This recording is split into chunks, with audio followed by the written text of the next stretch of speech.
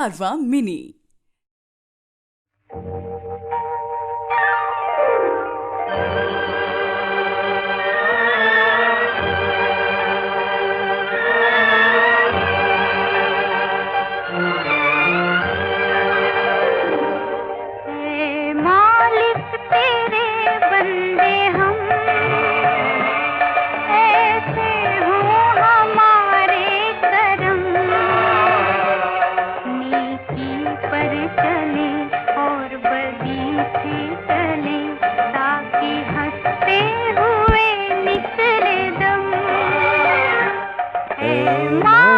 तेरे बंदे हम।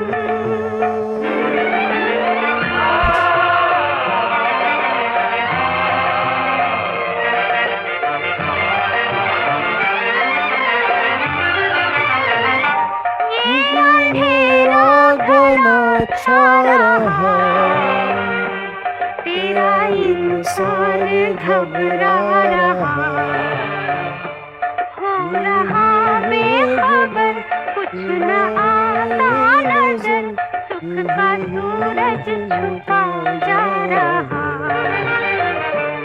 तेरी रोशनी में जो दम, तो अमावस को कर दे पूनम। नेकी पर चली और बदी से टली, ताकि हंसते हुए निकले दम। ऐ मालिक तेरे बंदे हम।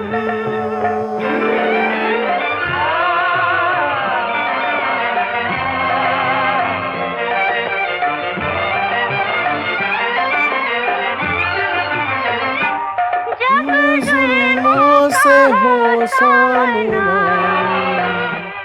तब तू ही हमें थामना। वो बुराई करे हम भलाई भरे, नहीं बदलेगी हो कामना। बढ़े प्यार का हर कदम, और मिटे वैर का ये भरम। नेकी पर चली और बदी से टली, ताकि हंसते हुए निकले दम। ऐ मालिक तेरे बंदे हम। हेलो हेलो, हाँ जी हाँ जी, हेलो 1 2 3 माइक चेक। एक बार सारे बच्चे मेरे को फटाफट से बताएं, क्या मेरी ऑडियो वीडियो सही आ रही है जी? क्या आपको मेरी ऑडियो वीडियो सही आ रही है क्या? जल्दी बताओ फटाफट से जी। ये तो सच है कि भगवान है मगर फिर भी अनजान है। ये तो सच है कि भगवान है मगर फिर भी अनजान है। धरती पे रूप माँ बाप का उस विधाता की पहचान है। ये तो सच है कि भगवान है। क्या बात है, क्या बात है, क्या बात है मेरे यारों। Very good morning, good morning, good morning, good morning Dhruv, good morning Ayushi, good morning Vanshika, good morning Nirmala ji, Nirmala Tai, के हाल चाल है? सर जी आप लॉयर लग रहे हो तो मैं तुम्हारे लिए पैरवी कर रहा हूं ना, मैं तुम्हारा रिप्रेजेंटेटिव हूं, तुम्हारा केस लड़ रहा हूं मैं इंस्टीट्यूट के सामने कि इंस्टीट्यूट मेरी क्लास के हर बच्चे को पास कर दे, इंस्टीट्यूट मेरी क्लास के हर बच्चे के अच्छे नंबर आने चाहिए, इंस्टीट्यूट मेरी क्लास के हर बच्चे के एग्जामिनेशन आने चाहिए। इंस्टीट्यूट ने बोला क्या प्रूफ है तेरे पास? मैं कहा प्रूफ है, पिछले 3 महीने से सारे बच्चे लगे पड़े हैं, प्रूफ है जब जब मैंने बुलाया तब तब आए हैं, प्रूफ है कल शाम को 7 बजे भी सारे बच्चे आएंगे। चलो जी, वेरी गुड मॉर्निंग जी, गुड मॉर्निंग सोजल, गुड मॉर्निंग कशिश, गुड मॉर्निंग वर्षा, गुड मॉर्निंग आशी, गुड मॉर्निंग प्रशांत। चलो जी, बहुत बढ़िया जी। आ जाओ फटाफट से, आओ जी, अपनी क्लास हम स्टार्ट करते हैं। ठीक है, एक बार आ जाओ फटाफट से जी। सारे के सारे बच्चे, आज हमें कैपिटल गेन का चैप्टर पैक करना है। अच्छा, थोड़ा सा ये सुन लो, आज हमारी संजीवनी बूटी वाली क्लास जो होगी वो 1 बजे होगी जी, क्योंकि आज मेरे को मंदिर के लिए निकलना है। तो मंदिर के लिए मेरे को निकलना है, मेरे को 2:30 बजे, मतलब 2:15 2:30 बजे निकलना है। तो मैं तुम्हारी 1 से लेके 2 2:15 बजे तक क्लास लूंगा संजीवनी बूटी वाली। तो सब बच्चों को बता देना कि हमारी संजीवनी बूटी वाली क्लास जो होगी वो 2 बजे नहीं होगी, आज वो हमारी क्लास 1 बजे होगी, बस ये पर ध्यान दो जी। ठीक है, तो सारे बच्चे बता देना कि हमें कितने कितने बजे मिलना है, 1 बजे। और आज हमें क्या करना है, set of and carry forward के चैप्टर के जो भी क्वेश्चंस हैं वो आज वाली क्लास में कंप्लीट करके सेट ऑफ वाला चैप्टर फाइनली आज हमें खत्म कर देना है, बस ये पर ध्यान दो जी। ठीक है, चलो अब एक बार सारे के सारे बच्चे फटाफट से आ जाओ जी। इधर देखो ध्यान से, अब लास्ट वाली क्लास में हमने कैपिटल गेन का चैप्टर अपना स्टार्ट किया हुआ था। तो कैपिटल गेन के चैप्टर में अभी तक हमने क्या क्या किया था जी। हाँ, कल शाम को 7 बजे, पता है ना क्या है, कल शाम को 7 बजे क्या है, हेलो, कल शाम को 7 बजे, कल शाम को 7 बजे डमरू बजेगा बेटे। सारे बच्चे पहुंच जाना, टाइम से पहुंच जाना। ठीक है ना, और आपने पूरी रात कल बैठना मेरे साथ। कल हमें 5 हेड की रिवीजन करनी है, एक बच्चा भी मिस नहीं होना चाहिए, बस ये पर ध्यान दो। ठीक है ना, कल शाम को हमारा जागरण है, पूरी रात हमारा जागरण है, भगवान के आशीर्वाद से कल हम पूरे 12 घंटे में 5 हेड की रिवीजन हम बहुत बढ़िया तरीके से कंप्लीट करेंगे जी। ठीक है ना, चलो बहुत बढ़िया जी। आ जाओ, अब एक बार फटाफट से आ जाओ जी, सारे के सारे बच्चे फटाफट से यहाँ पे आओ। अब लास्ट क्लास में हमने क्या किया था, लास्ट क्लास में हमने क्या किया था, लास्ट क्लास में सेक्शन नंबर आई थिंक 51 तक हम यहाँ पे खत्म कर चुके थे जी। ठीक है ना, लास्ट क्लास में हमने क्या किया था, लास्ट क्लास में सेक्शन नंबर 51 तक हम यहाँ पे खत्म अपना कर चुके थे। लास्ट क्लास में हम यहाँ पे सेक्शन 51 तक अपना यहाँ पे हम खत्म कर चुके थे जी। अब एक बार फटाफट से यहाँ पे आना जी, इधर देखो ध्यान से, 2 मिनट रुको यार, 2 मिनट रुको, ये पेन ही नहीं चल रहा।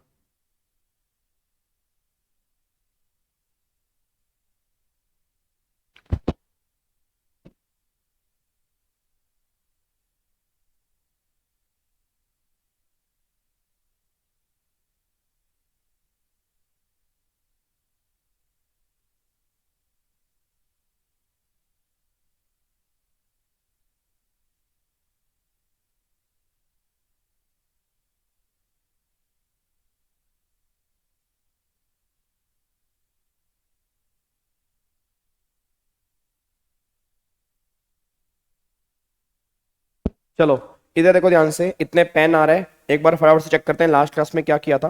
तो लास्ट क्लास में I think section number 45 1 capital हमने रिवाइज किया था। लास्ट क्लास में सेक्शन नंबर 45 2 हमने रिवाइज किया था। लास्ट क्लास में सेक्शन नंबर 45 5 हमने रिवाइज किया था। लास्ट क्लास में सेक्शन नंबर 45 5 ए हमने रिवाइज किया था। और लास्ट क्लास में सेक्शन 51 एडवांस मनी फॉरफिटेड वाला ये भी हमने रिवाइज कर लिया था लास्ट क्लास के अंदर। अब आज वाली क्लास में सबसे पहला जो सेक्शन हम रिवाइज करने जा रहे हैं वो हमारा सेक्शन 50B है जी। अब याद करो, रेगुलर बैच के अंदर हमने एक सेक्शन किया था, सेक्शन 50B, जो हमारा स्लम सेल का था। मेरा पूरी क्लास से क्वेश्चन, अगर मैं स्लम सेल की बात करता हूं तो क्या मेरे को सारे बच्चे बताओगे स्लम सेल का मतलब क्या होता है? भाई जब मैं सेक्शन 50B की बात करता हूं, मेरा पूरी क्लास से क्वेश्चन है स्लम सेल, आप बताओगे स्लम सेल का मतलब क्या होता है? अरे स्लम सेल का मतलब क्या है? झुग्गी झोपड़ी की सेल। मतलब स्लम सेल का मतलब क्या निकल के आ रहा है, क्या स्लम सेल का मतलब झुग्गी झोपड़ी की सेल है? नहीं, स्लम सेल का मतलब याद करो, मैंने कहा था कि स्लम सेल का मतलब होता है sale for a lump sum consideration. Sale for a lump sum consideration का मतलब क्या है कि अगर आपने पूरा डिवीजन बेच दिया, आपने पूरी अंडरटेकिंग बेच दी, अगर आपने पूरी की पूरी कंपनी बेच दी, आपने पूरा का पूरा बिजनेस बेच दिया, तो गवर्नमेंट कह रही है उस पूरे के पूरे डिवीजन को ना, उस पूरी की पूरी अंडरटेकिंग को हमें कैपिटल एसेट मानेंगे।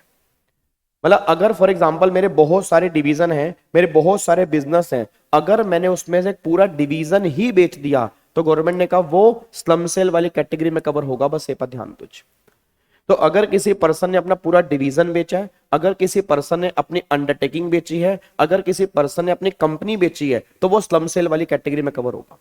अब बच्चा ये बात कहता है सर स्लम सेल वाले केस में हम कैपिटल गेन कैसे निकालेंगे? तो याद करो, आपको मैंने रेगुलर बैच के अंदर समझाया था, आपको मैंने कहा था कि अगर हम पूरा अंडरटेकिंग बेच रहे हैं, पूरा डिवीजन बेच रहे हैं, तो वो पूरा डिवीजन या पूरी वो अंडरटेकिंग एक कैपिटल एसेट है, और जो कैपिटल गेन निकलेगा ना वो कंप्लीट अंडरटेकिंग पर निकलेगा, कंप्लीट डिवीजन पे निकलेगा, अलग अलग कैपिटल गेन नहीं निकलेगा। बस ये पर ध्यान दो जी।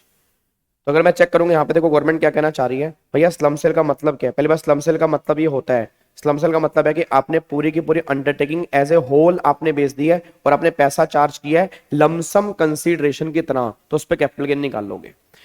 अब यहाँ पे कैपिटल गेन जो निकलेगा वो किस साल में टैक्सेबल होगा? तो गवर्नमेंट ने बोला जिस साल में भी आपने स्लम सेल की है तो कैपिटल गेन जो होंगे वो उस साल में टैक्सेबल होंगे।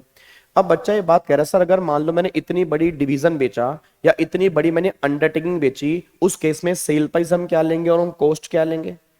तो याद करो मैंने कहा था कि सेल प्राइस हम क्या लेंगे, तो आपको 2 एफएमवी दी होंगी, उन दोनों में से जो भी हायर एफएमवी होगी ना वो तुम्हारा सेल प्राइस बन जाएगा।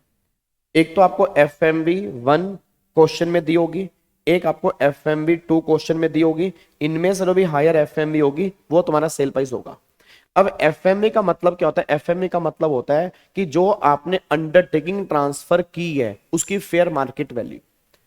भाई जो भी मैंने अंडरटेकिंग ट्रांसफर की उसकी फेयर मार्केट वैल्यू जो होगी वो एफएमवी 1 है। फिर जो अंडरटेकिंग में आपने एसेट ट्रांसफर की है उन एसेट्स की फेयर मार्केट वैल्यू जो है वो एफएमवी 2 है। इन दोनों में से हायर वाली जो है वो तुम्हारा सेल प्राइस निकल के आएगा। बस ये पर ध्यान दो। अब तुम्हें ज्यादा दिमाग नहीं लगाना कि ये होता क्या, कैसे होता है, वो सारी बातें बाद में डिस्कस करने वाली हैं। अब यहाँ पे बस इतनी बात ध्यान देना, आपको 2 एफएमवी दी होंगी, एफएमवी 1 दिया होगा, एफएमवी 2 दिया होगा, जो भी हायर वाली एफएमवी होगी वो तुम्हारा सेल प्राइस बनेगा। फिर अब सेल प्राइस तुम्हें पता है, अब कॉस्ट क्या बनेगी? तो गवर्नमेंट कहती है जो भी नेटवर्थ होगी वो तुम्हारी कॉस्ट बनेगी। भाई जो भी तुम्हारी नेटवर्थ होगी वो तुम्हारी कॉस्ट बनेगी। अब नेटवर्थ का मतलब क्या होता है? एसेट्स माइनस में लाइबिलिटी। भाई जो भी आपकी एसेट्स निकल के आ रही हैं उसमें से आप लाइबिलिटीज माइनस कर दोगे, तो अगर एसेट्स में से लाइबिलिटी माइनस कर दोगे तो आपकी नेटवर्थ यहाँ पे निकल के आ जाएगी। अब दिमाग में क्वेश्चन आ रहा है अगर एसेट्स में से लाइबिलिटी माइनस करेंगे तो हम यहाँ पे नेटवर्थ निकालेंगे, तो एसेट जो हम लेंगे तो एसेट की वैल्यू क्या लेंगे? तो जितनी भी नॉन डेप्रिशिएबल एसेट हैं उसकी बुक वैल्यू जो होगी वो तुम्हारी वैल्यू बन जाएगी। फिर जो भी आपके डेप्रिशिएबल एसेट होंगी उसकी डब्ल्यूडीवी जो होगी वो तुम्हारी वैल्यू बन जाएगी। अब वो तुम्हें क्वेश्चन में दी होगी, तुम्हें बुक वैल्यू भी दी होगी, तुम्हें डब्ल्यूडीवी भी दी होगी, तो डेप्रिशिएबल की डब्ल्यूडीवी और नॉन डेप्रिशिएबल की बुक वैल्यू इनको जोड़ के इसमें से लाइबिलिटीज माइनस कर दोगे, आपकी नेटवर्थ आएगी, और उस नेटवर्थ को माइनस करके आपका कैपिटल गेन आएगा स्लम सेल के ऊपर। फिर याद करो स्लम सेल वाले केस में एक पॉइंट मैंने कहा था कि स्लम सेल वाले केस में ना आपको इंडेक्सेशन नहीं करनी होती। इंडेक्सेशन हम यहां से बाहर निकाल के चलेंगे, इंडेक्सेशन को यहां से हटा दो। इंडेक्सेशन हमारे किसी भी काम की नहीं है जी। मतलब हमें जो कैपिटल गेन निकालने हैं वो without giving the effect of indexation निकालने हैं। स्लम सेल वाले केस में कोई भी इंडेक्सेशन नहीं करनी होती। फिर दूसरा मैंने कहा था कि स्लम सेल वाले केस में शॉर्ट टर्म और लॉन्ग टर्म वो कैसे बनेंगे? तो गवर्नमेंट ने कहा था जब तुम्हारी अंडरटेकिंग बनी और जब तुम्हारी अंडरटेकिंग बिकी तो इसका डिफरेंस अगर 36 महीने से ज्यादा है तो सारे के सारे कैपिटल गेन जो होंगे वो तुम्हारे लॉन्ग टर्म कैपिटल गेन होंगे, नहीं तो सारे कैपिटल गेन जो होंगे वो शॉर्ट टर्म कैपिटल गेन होंगे। मतलब गवर्नमेंट ये बात कहना चाह रही है, गवर्नमेंट क्या कहना चाह रही है? गवर्नमेंट ये बात कहना चाह रही है कि अगर मान लो आपकी अंडरटेकिंग यहां पर बनी और आपकी अंडरटेकिंग यहां पे ट्रांसफर हुई, अगर डिफरेंस 36 महीने से ऊपर है फिर तो लॉन्ग टर्म कैपिटल गेन है। अगर डिफरेंस तुम्हारा 36 महीने तक होगा फिर वो शॉर्ट टर्म कैपिटल गेन निकल के आएंगे। बस ये पर ध्यान देना चाहिए। तो एक बार चेक करें यहाँ पे क्या लिखा हुआ है। एसेट का रिवैल्यूएशन इग्नोर करेंगे। अगर आपने किसी भी एसेट को रिवैल्यू करके दिखाया है तो वो हम इग्नोर करेंगे। बस ये पर ध्यान दो। ठीक है जी, चलो अब एक बार सारे के सारे फटाफट से यहाँ पे आ जाओ। इधर देखो ध्यान से, मैं कहना क्या चाह रहा हूँ। अब यहाँ पे capital gain is taxable when slump sale affected. अब नेचर ऑफ कैपिटल गेन आपका होल्डिंग पर कैसे निकलेगा? जब आपकी अंडरटेकिंग बनी और जब ट्रांसफर की, अगर डिफरेंस 36 महीने से ऊपर है तो सारा का सारा गेन लॉन्ग टर्म है, नहीं तो शॉर्ट टर्म है। फिर nothing shall be taxable under PGP. याद करो मैंने कहा था पीजीपी के अंदर कुछ भी टैक्सेबल नहीं होगा, पीजीबीपी के अंदर कुछ भी टैक्सेबल नहीं होगा। रीजन है क्योंकि पूरी की पूरी अंडरटेकिंग एक कैपिटल एसेट है, जो भी हम टैक्सेबल करेंगे वो कैपिटल गेन के अंदर करेंगे। फिर कोआ और कोई क्या लेंगे? जो नेटवर्थ होगी। नेटवर्थ का मतलब क्या होगा? एसेट्स में से लाइबिलिटी माइनस करोगे, आपकी नेटवर्थ निकल के आएगी। फिर रिवैल्यूएशन जो है, रिवैल्यूएशन क्या करोगे, इग्नोर करोगे। इट मींस अगर आपने किसी एसेट को रिवैल्यू कर दिया उसको हम रिवैल्यूएशन करेंगे। सर डेप्रिशिएबल की डब्ल्यूडीबी लेनी है नालायक, नॉन डेप्रिशिएबल की बुक वैल्यू लेनी है और डेप्रिशिएबल की डब्ल्यूडीबी लेनी है।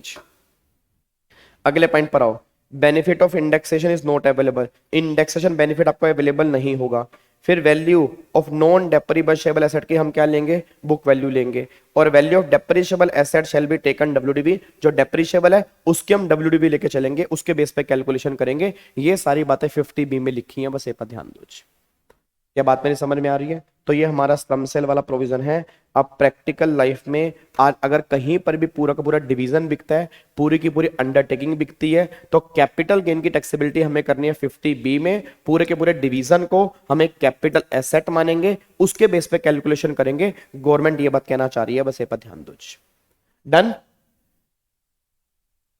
यहां तक कोई दिक्कत तो नहीं है? ठीक है जी, तो ये पॉइंट हमने यहाँ पे डिस्कस किया। ठीक है जी, चलो अब अगले पॉइंट पर आओ जी। अब नेक्स्ट पॉइंट पर आओ। अब नेक्स्ट सेक्शन जो हम रिवाइज करने जा रहे हैं that is section number 112 capital A. ये हमारा है long term capital gain in certain case. अब इसको थोड़ा ध्यान से रिवाइज करना, ये सेक्शन 112 कैपिटल ए कहता क्या है वो बहुत ध्यान से पढ़ना। सर एक बात मेरे को सोच के बताओ, मेरा पूरी क्लास का क्वेश्चन है, आप सब जानते हो कैपिटल गेन जो होते हैं ना, वो कैपिटल गेन हमारे दो तरह के होते हैं। अब या तो हमारा कैपिटल गेन होगा शॉर्ट टर्म या हमारा कैपिटल गेन होगा लॉन्ग टर्म। अब जो भी हमारे शॉर्ट टर्म कैपिटल गेन होते हैं तो गवर्नमेंट कहती है शॉर्ट टर्म कैपिटल गेन के दो केस होते हैं, या तो वो शॉर्ट टर्म गेन 111A वाला है या वो आपके other short term capital gain है। ऐसे ही जो आपका लॉन्ग टर्म कैपिटल गेन है, लॉन्ग टर्म कैपिटल गेन के दो केस हैं, या तो वो long term capital gain 112A वाला है या वो 112 वाला है। अब मेरा पूरी क्लास से क्वेश्चन है, अगर पहले बात करते हैं, अगर मेरा शॉर्ट टर्म गेन 111A वाला है तो 15% जो कैपिटल गेन होंगे वो यहां पे टैक्सेबल होंगे। मतलब जितने भी तुम्हारे कैपिटल गेन होंगे उसका 15% टैक्स लगेगा, 15% वो टैक्सेबल होंगे। और जो हमारे other short term capital gain होंगे उस पे लगेगा स्लैब रेट। तो अदर वाले पे लगेगा स्लैब रेट और 111A वाले पे लगेगा 15% और अदर वाले पे लगेगा स्लैब रेट। ये तो बात हो गई शॉर्ट टर्म कैपिटल गेन की, इतना बस अपने दिमाग में डाल लो। फिर अगर मैं लॉन्ग टर्म कैपिटल गेन की बात करता हूं तो लॉन्ग टर्म कैपिटल गेन अगर 112 वाले हैं तो 20% टैक्सेबल है, और अगर वो 112A वाले हैं तो गवर्नमेंट कहते हैं 1 लाख तक के कैपिटल गेन एग्जम्प्ट है, 1 लाख के बाद के जो भी कैपिटल गेन होंगे वो 10% टैक्सेबल है। मतलब ये बात हमारी 112 में लिखी है कि 1 लाख तक एग्जम्प्ट है और 1 लाख के बाद के जो भी होंगे वो 10% टैक्सेबल है। ये आपके टैक्स रेट निकल के आ रहे हैं जो हमें कैपिटल गेन पे लगाने हैं। बट मुद्दा एक आ रहा है, अब बच्चा ये बात कहता है कि सर 112A में कैपिटल गेन कौन से आते हैं, और जो 112A में नहीं आते वो सारे के सारे 112 में आते हैं। तो जब मैंने कहा कि जो 112 में नहीं आता वो सब 112 में आता है, तो सबसे मेन बात यह है ये जानना कि 112A में क्या आता है। अब 112 में क्या आता है उसी के लिए हम ये चेक कर रहे हैं। अब यहां पे चेक करना कि 112 में क्या आता है। अब गवर्नमेंट कह रही है कि अगर आपने 3 एसेट बेची है, कौन कौन सी, पहला इक्विटी शेयर, दूसरा units of equity oriented mutual fund, तीसरा यूनिट्स ऑफ बिजनेस ट्रस्ट। अगर आपने 3 एसेट बेची हैं और ये बेची हैं 1/4/18 के बाद, कब बेची हैं 1/4/18 के बाद, और इनके बेचने पर आपने एसटीटी पे की है। क्या पे की है आपने, एसटीटी पे की है। अब दो केस यहां पे हैं, इक्विटी शेयर और units of equity oriented fund और यूनिट ऑफ बिजनेस ट्रस्ट। अब अगर इक्विटी शेयर की बात करेंगे तो गवर्नमेंट कहती है आपने एसटीडी जो पे किया हो, परचेज एंड सेल दोनों पर पे किया हो। मतलब एसटीडी जो आपने पे किया हो, परचेज एंड सेल दोनों पर आपने एसटीडी पे किया हो। और अगर मैं इसकी बात करूंगा तो ओनली आपने सेल पर एसटीडी पे किया हो। अब गवर्नमेंट के बाद कहते हैं इस पर आपने परचेज एंड सेल दोनों पे एसटीडी पे किया, इस पे आपने सेल पे एसटीडी पे किया। अगर ये कंडीशन सेटिस्फाइड है तो जो भी तुम्हें कैपिटल गेन हो रहा है वो 1 लाख तक का एग्जाम्प्ट है, और 1 लाख के बाद जो है वो 10% टैक्सेबल है विदाउट इंडेक्सेशन। इसमें कोई भी इंडेक्सेशन नहीं करेंगे, बस ये पर ध्यान दो। और अगर मान लो कंडीशन सेटिस्फाइड नहीं है तो फिर वो लॉन्ग टर्म कैपिटल गेन है, फिर 112 में टैक्सेबल होंगे विद इंडेक्सेशन 20% से, उसमें कोई 1 लाख रुपए की लिमिट वहां पे एप्लीकेबल नहीं होनी है। बस यहाँ पे ना सबसे मेन पॉइंट, सबसे मेन पॉइंट क्या है यहाँ पे, सबसे मेन पॉइंट ये है कि 112 के कैपिटल गेन निकालना, ये सबसे मेन है। अब जब हम 112 में कैपिटल गेन निकालते हैं ना, तो उसके कैपिटल गेन निकालने का तरीका जो है वो ये है जी, इसको ध्यान से पढ़ना, बस यही सबसे मेन है जी। अब यहाँ पे गवर्नमेंट क्या कह रही है, how to compute capital gain, कि हमें कैपिटल गेन कैसे निकालना है। तो सबसे पहले सेल प्राइस माइनस में क्या करेंगे, ईओटी। जैसे माइनस में ईओटी करेंगे तो नेट सेल प्राइस यहाँ पे निकल के आएगा। फिर माइनस में करेंगे कोआ, आई कोआ नहीं, माइनस में कोआ। अब ये कोआ निकालने का तरीका अलग है, और माइनस में कोई तो कर ही नहीं सकते, क्योंकि शेयर्स वाले केस में कोई भी इंप्रूवमेंट होती नहीं है, तो कोआ माइनस करेंगे, कोई का तो मतलब ही नहीं है। अब सबसे मेन बात बस ये निकल के आ रही है कि ये कोआ निकालनी कैसे है। तो गवर्नमेंट कहता है कोआ कैसे निकालेंगे, higher of A and B, मतलब ए और बी में से जो हायर होगा वो तुम्हारी कॉस्ट होगी। अब हायर का मतलब किस वे से, ए और बी में पहला एक्चुअल कॉस्ट, ए का मतलब एक्चुअल कॉस्ट, कि जो तुम नॉर्मल एक्चुअल कॉस्ट लेते हो, ए का मतलब तो वो है। अब एक्चुअल कॉस्ट का मतलब क्या है, अगर आपने शेयर्स 141 से पहले लिए तो परचेज प्राइस और 141 की एफएमवी हायर, वो तुम्हारी एक्चुअल कॉस्ट है। और अगर 141 के बाद ली है तो परचेज प्राइस है, वो तुम्हारी एक्चुअल कॉस्ट है। तो जो भी तुम एक्चुअल कॉस्ट लेते हो, 1 पॉइंट तो ये है। फिर बी का मतलब है लोअर ऑफ। अब लोअर किस में से, लोअर ऑफ 1 एंड 2। 1 का मतलब क्या है, जो तुम्हारा सेल प्राइस है वो, जितने के तुमने शेयर्स बेचे वो, या 31 जनवरी 18 की फेयर मार्केट वैल्यू, इसमें से लेस, जो लेस है, फिर यहां पर ये वाला एक्चुअल परचेस प्राइस आ गया, इनमें से हायर, ये तुम्हारी कॉस्ट निकल के आएगी। बस ये पर ध्यान दो। अब यहाँ पे बच्चा ये बात कहता है, सर एक बात मेरे को बताओ, 31 जनवरी 18 की एफएमवी हमें निकालनी पड़ेगी या हमें दी होगी, तुम्हें क्वेश्चन में दी होगी। सर अगर मान लो उस दिन शेयर्स के बहुत सारे रेट दिए हुए हैं, तो जो भी हायर वाला रेट होगा वो तुम्हें चूज करना होगा, जो भी हायर रेट दिया होगा वो तुम्हें चूज करना होगा, उसके बेस पे एफएमवी निकालोगे। गवर्नमेंट यहाँ पे ये बात कहना चाह रही है। क्या बात मेरी समझ में आ रही है? तो बहुत ध्यान से पढ़ना, एक बार दोबारा बोलो, कोस्ट क्या बनेंगे सारे के सारे बच्चे, कम ऑन, कोस्ट क्या बनेगी, higher of A and B. फिर ए का मतलब एक्चुअल कॉस्ट, बी का मतलब लोअर ऑफ, किस में से लोअर, तो लोअर आएगा पहला आपकी जो सेल प्राइस है वो, और 31 जनवरी की एफएमवी वो, इनमें से लेस, और फिर कंपेयर करोगे परचेज प्राइस, इनमें से हायर, ये तुम्हारी कॉस्ट यहां पे निकल के आएगी। इसके बेस पे कैपिटल गेन हमें निकालना पड़ेगा। अच्छा आपको याद है ये पॉइंट हमने ऐसा ऐसा पहले भी कहीं पढ़ा है, अगर आपको याद आ रहा हो, अगर कोई मेरी क्लास में सिंगल बच्चा भी इंटेलिजेंट हो, उसको याद आ रहा हो, ऐसा ऐसा पॉइंट हमने पहले भी कहीं पढ़ा है, बताओ कहां पढ़ा है, मान जाऊंगा तुम्हें। ऐसा ऐसा पॉइंट हमने पहले भी कहीं पढ़ा है, चेक करो हमने कहां पढ़ा है जी। सर हम एफएमवी 2001 वाली तभी लेंगे जब एक्विजिशन, ऑब्वियस सी बात है जी, ऑब्वियस सी बात है, अगर 141 से पहले है। बताओ ऐसा ऐसा पॉइंट हमने कहां पर पढ़ा है, ऐसा पॉइंट हमने पढ़ा है नालायकों, जो लैंड और बिल्डिंग वाला केस है। याद नहीं, लैंड और बिल्डिंग वाले केस में क्या लेते हैं कॉस्ट, क्या करते हैं लैंड और बिल्डिंग वाले केस में, अगर प्रॉपर्टी 141 से पहले की होती है तो क्या करते हो आप, परचेज प्राइस और फिर 141 की एसडीबी और 141 की एफएमबी, उनमें से लेस, और लेस को कंपेयर करेंगे purchase price, whichever is higher. कुछ ऐसा ऐसा ही तो पढ़ा था हमने, अगर आपको थोड़ा बहुत याद आ रहा हो, कुछ ऐसा ऐसा ही तो हमने वहां पे पढ़ा था। तो मतलब वहां पे जो हमने अदर कैपिटल एसेट वाले केस में किया था, लैंड और बिल्डिंग वाले केस में कुछ ऐसी ऐसी बातें ही हमने वहां पे की थी। तो यहां पर भी गवर्नमेंट ये बात कहना चाह रही है कि higher of A and B, A का मतलब एक्चुअल कॉस्ट, बी का मतलब सेल प्राइस, और 31 जनवरी के एफएमवी, इनमें से लेस, कंपेयर करो परचेज प्राइस, इनमें से हायर, ये तुम्हारी कॉस्ट बनेगी। अब एक बच्चा कहता है सर 31 जनवरी की ही एफएमवी हमें क्यों लेनी है, या तो आपको मैंने कहा था उसका सबसे बड़ा रीजन ये है क्योंकि हमारा जो लो आया था, बजट जो आया था वो 1 फरवरी 18 को आया था। जब 1 फरवरी 18 को बजट आया तो गवर्नमेंट ने बोला उससे एक दिन पहले की जो भी फेयर मार्केट वैल्यू है उसके बेस पर हम ये कंपेयर करके चेक करेंगे कि भैया एफएमवी कितनी है, देन उसके बेस पे कॉस्ट निकालेंगे। इसलिए हमने 31 जनवरी की एफएमवी ली है, बस ये पर ध्यान दो। Sir, if SDV is more than 110, then in case of conversion, PGP income में सेल प्राइस क्या लेना है, तो सेल प्राइस हमें सेल प्राइस लेना है एज पर 43C है, SDV लेना है जो हमने सेक्शन 50C किया ना, कैपिटल गेन के अंदर, वो सेम सेक्शन पीजीपी के अंदर भी है। तो जब हम रिवीजन करेंगे पीजीपी की, उसके अंदर वो पॉइंट आएगा सेक्शन 43 सी वाला, सेम पॉइंट वहां पर भी है कि अगर एसडीवी 110 से ऊपर है तो एसडीवी ही सेल प्राइस लेते हैं। 18 की क्यों बता तो रहा हूं, क्योंकि 1 फरवरी 18 को ही बजट आया था ना, अमेंडमेंट आपकी इस ईयर में आई थी, तो अमेंडमेंट आपकी यहां पर आई थी, 1 फरवरी 18 को बजट आया था, तो गवर्नमेंट ने कहा था बजट से एक दिन पहले 31 जनवरी को जो भी इसकी मार्केट वैल्यू होगी उसके बेस पे कंसीडर करेंगे, बस ये पर ध्यान दो।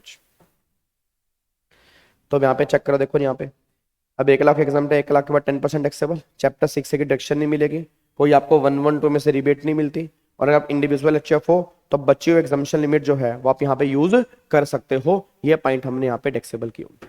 हाँ, आपको एफएम भी दी होगी जी, 31 जनवरी वाली एफएम भी हमेशा दी होगी जी। उसके बाद अब देखो टैक्स रेट क्या है, देखो ये तो हमने बेसिक कॉन्सेप्ट के अंदर भी किया था, ये तो हमने बेसिक कॉन्सेप्ट के अंदर भी किया था। एसटीडी का एक्सपेंडिचर लेस नहीं करेंगे, नहीं जी, एसटीडी की कोई भी डिडक्शन आपको अलाउड नहीं होती जी, ठीक है। अब देखो यहाँ पे long term short term, long term में 2 केस हैं, 112 है, शॉर्ट टर्म में 111 है अदर। पहले शॉर्ट टर्म की बात करते हैं, 111 है, सिर्फ 3 स्पेसिफाइड सिक्योरिटी, 3 स्पेसिफाइड सिक्योरिटी कौन सी जो भी हमने ऊपर पढ़ी है, उनको बेच के जो भी शॉर्ट टर्म गेन आएगा 15% टैक्सेबल, और बाकी सब वाले केस में जहां 111 नहीं लगेगा नॉर्मल, वहां पे स्लैब रेट एप्लीकेबल होंगे। ये सारी बातें शॉर्ट टर्म की थी। उसके बाद फिर यहाँ पे 112 है। अब अगर बात करूंगा 112 है, 3 specified security, 1 lakh exam, 1 lakh के बाद 10% टैक्सेबल, ये बात हमने यहाँ पे की थी, ये हमने की थी 112 में। अगर मेरा 112 में नहीं है तो 112, अब 112 इज जनरल सेक्शन। अब इसमें क्या है, अगर आपके ऊपर 112 नहीं लग रहा तो गेन फिर 112 में निकलेंगे। अब 112 में गवर्नमेंट ने क्या बोला, 20% taxable without indexation, sorry with indexation, कि इंडेक्सेशन करने के बाद जो भी तुम्हारे लॉन्ग टर्म गेन आ रहे हैं वो 20% टैक्सेबल है। बट फिर याद करो, मैंने क्लास में कहा था कि यहाँ पे ना एक्सेप्शन है। एक्सेप्शन का मतलब क्या है, इन दोनों केस में ये 20% वाला एप्लीकेबल नहीं होगा। अब इन दोनों केस में 20% वाला एप्लीकेबल नहीं होगा। किन केस में, तो पहला उसने बोला एक तो लिस्टेड सिक्योरिटी, एक जीरो कूपन बॉन्ड, इन दोनों केस में गवर्नमेंट ये बात कहती है कि आपके ऊपर ये पॉइंट एप्लीकेबल नहीं होगा। मतलब इस केस में क्या होगा, 20% आफ्टर इंडेक्सेशन या 10% before indexation which ever is less. मतलब इस केस में ऑप्शन है, मैं दोबारा बोलूंगा, इस केस में ऑप्शन है। ऑप्शन क्या है, 20% जो नॉर्मल रेट है, या 10% before indexation which ever is less, जो लेस वाला होगा वो तुम पे कर देना। इसको छोड़ के अगर लॉन्ग टर्म गेन आ रहे हैं तो हर केस में 20% ही लगेगा, बस ये पर ध्यान दो। क्या बात समझ में आ रही है? क्या आपको बात मेरी समझ में आ रही है? सारे बच्चे फटाफट से मेरे को बता दें, क्या आपको मेरी बातें पल्ले पड़ती हैं? हाँ जी, तो ये हमारा 112 कैपिटल ए निकल के आ रहा है, ठीक है जी। तो ये हमारा 112 कैपिटल ए यहां पे निकल के आ रहा है। अब इसमें देखो जी, चैप्टर 6 से की डिडक्शन नहीं मिलती, लॉन्ग टर्म हो या शॉर्ट टर्म हो, और बेसिक एग्जामिशन लिमिट जो है उसको हम यूज कर सकते हैं लॉन्ग टर्म शॉर्ट टर्म दोनों केस में। बट तब अगर आप इंडिया के रेजिडेंट इंडिविजुअल एचईएफ हैं, नहीं तो भी यूज नहीं कर पाएंगे। लाइक कर दो, नालायक को लाइक कर दो। ये नालायक है भाई, ये नहीं करते भाई, ये अपनी इनकी मौज मस्ती चल रही है। डन, लोग करें जी। चलो अब यहाँ पे अगला सेक्शन जो हम रिवाइज करने जा रहे हैं, सेक्शन 1037, ये भी इंपॉर्टेंट है। सेक्शन 1037 ये भी इंपॉर्टेंट है। अब ये सेक्शन है exemption in respect of capital asset in case of urban agriculture land. वो कह रहा है exemption in respect of capital gain in case of urban agriculture land. मेरा पूरी क्लास से क्वेश्चन है। हेलो भाई साहब, ओए ओए चिंटू, हेलो भाई साहब, ओए इधर सुनो। सेक्शन 1037 समझाने से पहले ना मेरे कुछ क्वेश्चन है।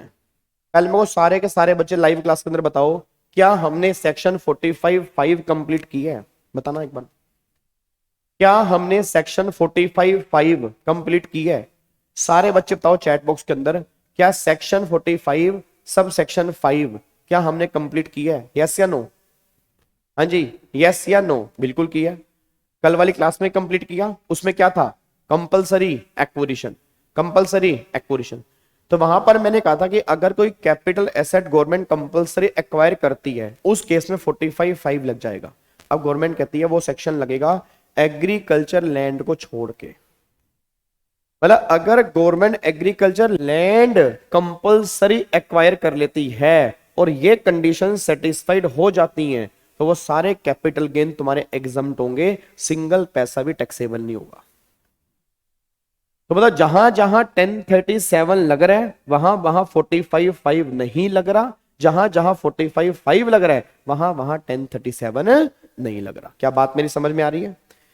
अब ये 1037 जो है, ये 1037 लग का रहा है, ये लग रहा है एग्रीकल्चर लैंड वाले केस में। अब कौन सी एग्रीकल्चर लैंड? याद है कैपिटल एसेट की डेफिनेशन में एग्रीकल्चर लैंड को हमने कैपिटल एसेट बनाया था। अब मुझे नहीं पता आपको याद आ रहा नहीं याद आ रहा, मुझे याद आ रहा है कि आई थिंक मैंने आपको 14-15 एग्जाम्पल दिए थे एग्रीकल्चर लैंड के। किस किस को याद है बताओ? मेरे को पता नहीं क्यों याद आ रहा है कि आपको मैंने 14-15 एग्जाम्पल दिए थे एग्रीकल्चर लैंड के। दिए थे नहीं दिए थे? दिए थे। वहां पे कुछ केस में लिखा था कि कैपिटल एसेट है और कुछ केस में लिखा था वो कैपिटल एसेट नहीं है। फिर याद करो मैंने कहा था जहां पे वो कैपिटल एसेट है उसको हम बोलते हैं agriculture land situated in urban area, और जहां पर मैंने कहा था वो कैपिटल एसेट नहीं है उसको हम क्या बोलेंगे? Agriculture land situated in rural area. अब सारे बच्चे बताना, जो लैंड आपके रूरल एरिया में है वो तो कैपिटल एसेट ही नहीं है। जब वो कैपिटल एसेट ही नहीं है, क्या वो पॉइंट यहां पे आना चाहिए? आंसर इसमें मतलब जो अर्बन एरिया में है वो कैपिटल एसेट है, और जो अर्बन एरिया में है वो कैपिटल एसेट है, तो उसकी ट्रांसफर पर कैपिटल गेन तुम्हारे एग्जम्प्ट करने जा रहे हैं। बस ये पर ध्यान दो। अब देखो यहां पे क्या लिखा है, exemption in respect of all condition are below mention satisfied. कब?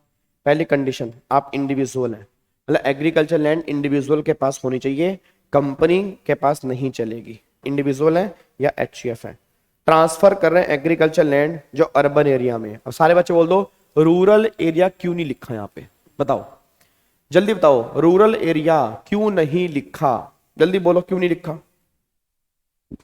हाँ जी, इसलिए नहीं लिखा, अगर एग्रीकल्चर लैंड रूरल एरिया में होती है वो कैपिटल एसेट ही नहीं होती। जब कैपिटल एसेट ही नहीं होती तो कैपिटल गेन लगने का मतलब ही नहीं है। अर्बन एरिया में हो और इस लैंड को पिछले 2 साल से आप एग्रीकल्चर पर्पस में यूज कर रहे हो, पिछले 2 साल से आप एग्रीकल्चर पर्पस में यूज कर रहे हो, और गवर्नमेंट ने अब ये प्रॉपर्टी तुम्हारी कंपल्सरी एक्वायर कर ली है, तो जो तुम्हें ओरिजिनल इनहेंस कंपनसेशन मिलेगा वो सारा एग्जम्प्ट है, 1 रुपये भी टैक्सेबल नहीं है, और कैपिटल गेन भी एग्जम्प्ट है, चाहे वो लॉन्ग टर्म हो चाहे वो शॉर्ट टर्म हो।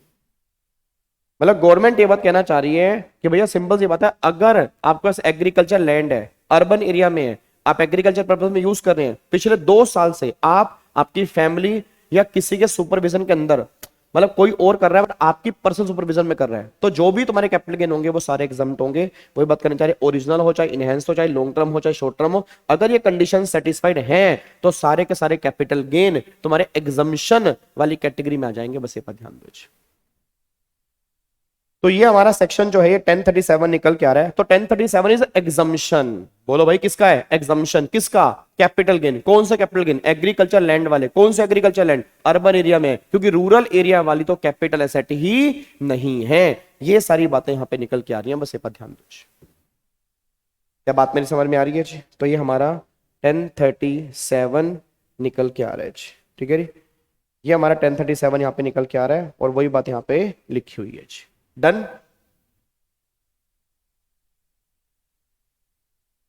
ई बता दो, ई में क्या लिखा है?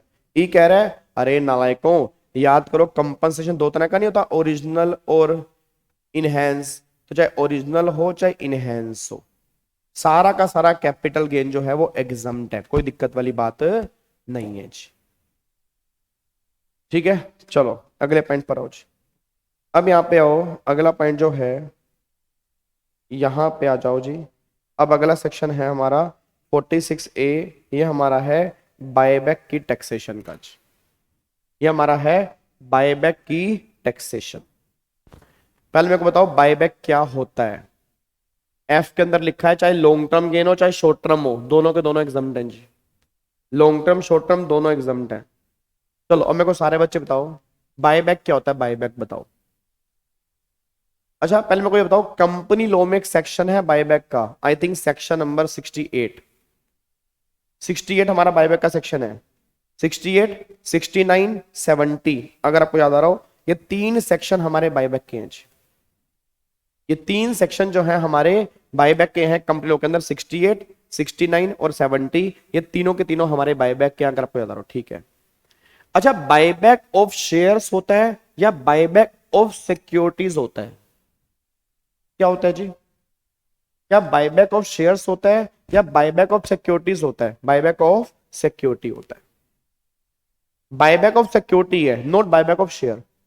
फिर गवर्नमेंट सिक्योरिटी को डिफाइन करती है कि सिक्योरिटी में शेयर्स आएंगे और कुछ और सिक्योरिटी जो हम नोटिफाई करेंगे वो भी यहां पर आएंगे। For example ESOP. अगर आपको बताओ, ईसोप जो है, ESOP employee stock option plan जो होते हैं, ईसोप ईसोप भी स्पेसिफाइड वाली कैटेगरी में कवर होते हैं। तो शेयर वर्ड नहीं होता, बायबैक ऑफ सिक्योरिटी वर्ड होता है। इसमें कंपनी अपने शेयर जो है वो बायबैक करती है, ये बात ध्यान देना चाहिए। क्या बात मेरी समझ में आ रही है? पक्का? चलो अब एक बात बताओ, जब कंपनी अपने शेयर बायबैक करेगी तो मार्केट से कम प्राइस पर करेगी या ज्यादा प्राइस पर करेगी? बताओ जी। जब कंपनी अपने शेयर बायबैक करेगी तो मार्केट में कम प्राइस पर करेगी या ज्यादा प्राइस पर करेगी? ऑब्वियस सी बात है, वो ज्यादा प्राइस पर करेगी। ज्यादा प्राइस पर करेगी तो शेयर होल्डर को फायदा होगा, नुकसान होगा? फायदा होगा। अब अगर फायदा होगा तो गवर्नमेंट ने कहा वो फायदा जो है वो टैक्सेबल है। पहले कैपिटल गेन में टैक्सेबिलिटी होती थी, अब गवर्नमेंट की टैक्सेबिलिटी होगी अदर सोर्स के अंदर। पहले ये प्रॉफिट टैक्सेबल जो होते थे वो शेयर होल्डर के हाथ में होते थे, अब कंपनी कह रही है कि अगर कोई डोमेस्टिक कंपनी बायबैक कर रही है तो टैक्सेबिलिटी कंपनी के हाथ में होगी, कंपनी टैक्स काट के जमा करवाएगी, इंडिविजुअल के हाथ में एग्जम्प्ट है। बस ये पर ध्यान दो। तो देखो यहां पे क्या लिखा हुआ है, buyback of shares listed unlisted bye domestic, सिर्फ डोमेस्टिक कंपनी की बात कर रहा हूं। ये देखो यहाँ पे taxability in the hands of exemption, ठीक है। तो यहाँ पे taxability in the hands of company, taxability in the hands of company. अब कंपनी टैक्स पे करेगी 23.296% ऑन डिस्ट्रीब्यूटेड इनकम। अब ये डिस्ट्रीब्यूटेड इनकम का मतलब क्या है कि जितने का शेयर बायबैक किया वो बायबैक प्राइस माइनस में जो हमने पैसा दिया था।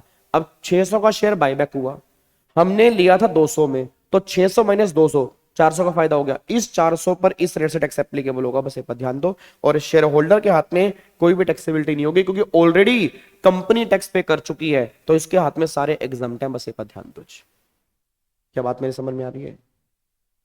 बट ये डोमेस्टिक कंपनी वाले केस में लगेगा और किसी केस में नहीं लगेगा। अगर कोई other than domestic company buyback कर रही है या स्पेसिफाइड सिक्योरिटी ईसोप का अगर बायबैक हो रहा है, तो गवर्नमेंट कहना चाह रही है अगर डोमेस्टिक कंपनी के अलावा कोई कंपनी बायबैक कर रही है या ईसोप का बायबैक कर रही हो तो फिर कंपनी के हाथ में कोई टैक्सेबिलिटी नहीं है, इंडिविजुअल के हाथ में जो प्रॉफिट होगा वो कैपिटल गेन हेड में टैक्सेबल होगा। वो कैपिटल गेन हेड में टैक्सेबल होगा। बच्चा कह रहा है एक ही फर्क है। नहीं नहीं नहीं, ये तो तुम समझ नहीं पा रहे ना। अब मेरे पास इतना टाइम भी नहीं है कि मैं तुम्हें रेगुलर बैच की तरह दिखाऊं। सर ये बात मैंने कहा ना, आपको पता ही है, ये अब छुपाने वाली बात तो है नहीं। कहाँ 16 लेक्चर और कहाँ 4 लेक्चर, याद करो। मैं तुम्हें बता दूं, रेगुलर बैच के अंदर मैंने कहा था कि कंपनी ऐसा, गवर्नमेंट ने ऐसा क्यों किया था, क्योंकि गवर्नमेंट को इंडिविजुअल से पैसा लेने में दिक्कत आ रही थी। इंडिविजुअल अपनी रिटर्न में शो करते ही नहीं थे, इसलिए गवर्नमेंट ने क्या किया, गेम के रूल चेंज कर दिए और कंपनी को पकड़ लिया। बट जहां पर कंपनी फॉरेन कंपनी है तो गवर्नमेंट ने कहा वो कंपनी बाहर की है, हम कंपनी को कैसे पकड़ेंगे, उससे टैक्स कैसे लेंगे। और अगर ईसोप की बात होगी उस केस के अंदर भी जो शेयर होल्डर होंगे वो टैक्स पे करने के लायबल होंगे, कंपनी उस केस में टैक्सेबल नहीं होगी। बस ये पर ध्यान दो। तो वही बात यहाँ पे लिखी है कि डोमेस्टिक कंपनी वाले केस में शेयर होल्डर टैक्स पे करेंगे, कंपनी एग्जम्प्ट है। और इस वाले केस में गवर्नमेंट कह रही है शेयर होल्डर के हाथ में कुछ टैक्सेबिलिटी नहीं है यहाँ पे, सॉरी कंपनी के हाथ में टैक्सेबिलिटी नहीं है, शेयर होल्डर के हाथ में कैपिटल गेन एप्लीकेबल हो जाएंगे। बस ये पर ध्यान दो। Yes yes Vanshika, yes done. तो ये पॉइंट आपका बायबैक का निकल के आ रहा है। ये पॉइंट आपका बायबैक का निकल के आ रहा है। बताओ यहां तो कोई दिक्कत तो नहीं है? बोलो बोलो बोलो बोलो बोलो, लॉक कर दूं? ये सारा कुछ हमें कल भी रिवाइज करना है। ओए होए होए होए होए होए, और ये सारा कुछ हमें कल भी रिवाइज करना है, कल दोबारा पढ़ना है हमें इसको। ओहो सर रेट, हाँ 23.296 फिक्स है, 23.296 फिक्स है। लो जी, अब अगला हमारा सेक्शन है सेक्शन नंबर 46 जी। अगला हमारा सेक्शन है section number 46, capital gain distribution of asset by company in the liquidation. Oh my God, पे आ गया स्यापा स्यापा। पहले मुझे बताओ लिक्विडेशन क्या होता है, बताओ जी, सारे बच्चे बताओ लिक्विडेशन क्या होता है।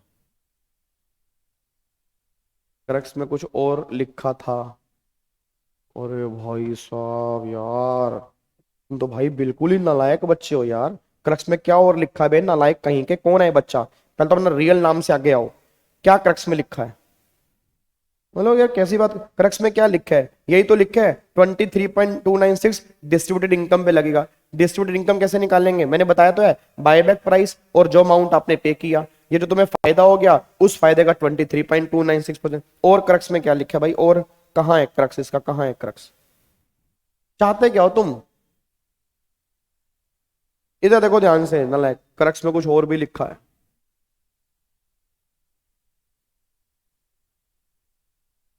जीवन हो तो पुष्पा 2 जैसा हो, वरना हो ही ना। भाई साहब देख रहे हो अल्लू अर्जुन, क्या स्टार यार भाई साहब, भाग दौड़ मच रही है उसके लिए, लोग पागल हुए पड़े हैं, हाउसफुल जा रहे हैं भाई साहब। मेहनत इतनी करो कि लोग आपके फैन हो जाएं, और इसलिए अल्लू अर्जुन को सैल्यूट है भाई, उसने मेहनत की है तो लोग उसके फैन हुए पड़े हैं, जो उसने परफॉर्मेंस दी है। तो तुम भी कुछ कर लो, तुम भी पुष्पा 2 जैसी परफॉर्मेंस दे के आना। ये पुष्पा 2 से तुम सीख लो, अल्लू अर्जुन सीख लो, लोगों से ना सीखा करो, सीखने को मिलता है। तो जीवन तो पुष्पा 2 जैसा होना चाहिए भाई साहब, जब ओपनिंग हो खत्म, सारे रिकॉर्ड ब्रेक, दूर दूर तक कोई नहीं, ये जीवन होना चाहिए। ऐसी मेहनत करो कि सफलता झक मार के तुम्हारे पीछे आए। ऐसी मेहनत ना करो, अरे सर क्रक्स में कुछ रह गया सर, कुछ और लिखा हुआ है सर जी, कुछ और लिखा हुआ है, नालायक कहीं के।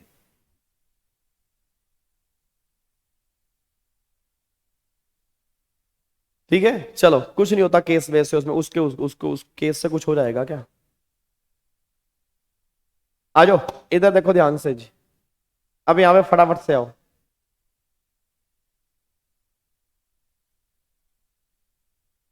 आपने देख ली, मैंने नहीं देखी भैया, मैंने अभी देखी नहीं है। चलो अब एक बार फटाफट से यहाँ पे आ जाओ, फटाफट से आओ जी। अब इधर देखो यहाँ पे अगला सेक्शन है लिक्विडेशन। अब देखो लिक्विडेशन का मतलब क्या होता है, लिक्विडेशन का मतलब होता है कि कंपनी बंद हो गई। अब गवर्नमेंट कह रही है कंपनी जब अपने लिक्विडेशन पे डिस्ट्रीब्यूशन पे, मतलब एक कंपनी का लिक्विडेशन हो रहा है, तो कंपनी जब अपने लिक्विडेशन पे एसेट का डिस्ट्रीब्यूशन करती है ना, उसको हम ट्रांसफर बोलेंगे ही नहीं, उसको हम ट्रांसफर से बाहर निकाल देंगे, वो ट्रांसफर में कवर नहीं है। तो जब कंपनी लिक्विडेशन के टाइम पर अपने एसेट का डिस्ट्रीब्यूशन करती है तो वो ट्रांसफर नहीं है, वो ट्रांसफर से बाहर है, उस पर कोई भी कैपिटल गेन नहीं लगेगा। बट उस डिस्ट्रीब्यूशन पे ध्यान रखना, ध्यान रखना, अब यहां पे कंपनी के हाथ में तो कोई टैक्स नहीं है, बट ये शेयर होल्डर को तो मिलेगा। भाई कंपनी के हाथ में कोई टैक्सेबल नहीं है, बट ये शेयर होल्डर को तो मिलेगा। अब जब ये शेयर होल्डर को मिलेगा तो शेयर होल्डर के हाथ में क्या हमें टैक्सेबिलिटी करनी है, मुद्दा ये निकल के आ रहा है। तो गवर्नमेंट कह रही है दो केस हैं, कंपनी के हाथ में तो एग्जम्प्ट है, कोई टैक्सेबिलिटी नहीं है, शेयर होल्डर के हाथ में distribution attributable to the accumulated profit, मतलब जितने उस कंपनी के एक्यूमुलेटेड प्रॉफिट हैं, रिजर्व मतलब रिजर्व, अगर वहां तक का डिस्ट्रीब्यूशन है तो उसको मानेंगे डीम्ड डिविडेंड, और वो अदर सोर्स में टैक्सेबल है। और अगर आपका डिस्ट्रीब्यूशन, जैसे मान लो अब कंपनी लिक्विडेशन में जा रही है, अब कंपनी क्या कर रही है, एसेट बांट रही है, पैसा दे रही है, तो जो पैसा मिला, जो एसेट है उसकी एफएमवी, जितना डिविडेंड मान लिया वो माइनस करके बैलेंस जो यहां पर आएगा वो तुम्हारा सेल प्राइस बनेगा कैपिटल गेन के लिए, और अब टैक्सेबिलिटी जो होगी वो कैपिटल गेन में होगी जी। एग्जांपल के लिए एग्जांपल दे रहा हूं, एग्जांपल देखो यहां पर एक एबीसी लिमिटेड है, उसके एक्यूमुलेटेड प्रॉफिट जो हैं वो 20 लाख के, वो डिस्ट्रीब्यूशन कंपनी डिस्ट्रीब्यूट एसेट कर रही है 35 लाख के। अब सारे बच्चे बोल देना 35 लाख के एसेट डिस्ट्रीब्यूट कर रही है, एक्यूमुलेट प्रॉफिट उसके 20 लाख के हैं। अब बताओ क्या होगा, ये 20 लाख रुपए तो डीम डिविडेंड है, अदर सोर्स में टैक्सेबल है। 20 लाख से ऊपर कितने हैं, 15 लाख रुपए, तो 15 लाख रुपए तुम्हारे कैपिटल गेन में टैक्सेबल है। बस वो ये बात कहना चाह रहे हैं कि जितने उसके एक्यूमुलेटेड प्रॉफिट हैं वहां तक तो डीम डिविडेंड है, अदर सोर्स की इनकम है, उसके बाद के जो प्रॉफिट होंगे वो सारे के सारे कैपिटल गेन में टैक्सेबल होंगे। वही बात यहाँ पे लिखी है, बस ये पर ध्यान दो।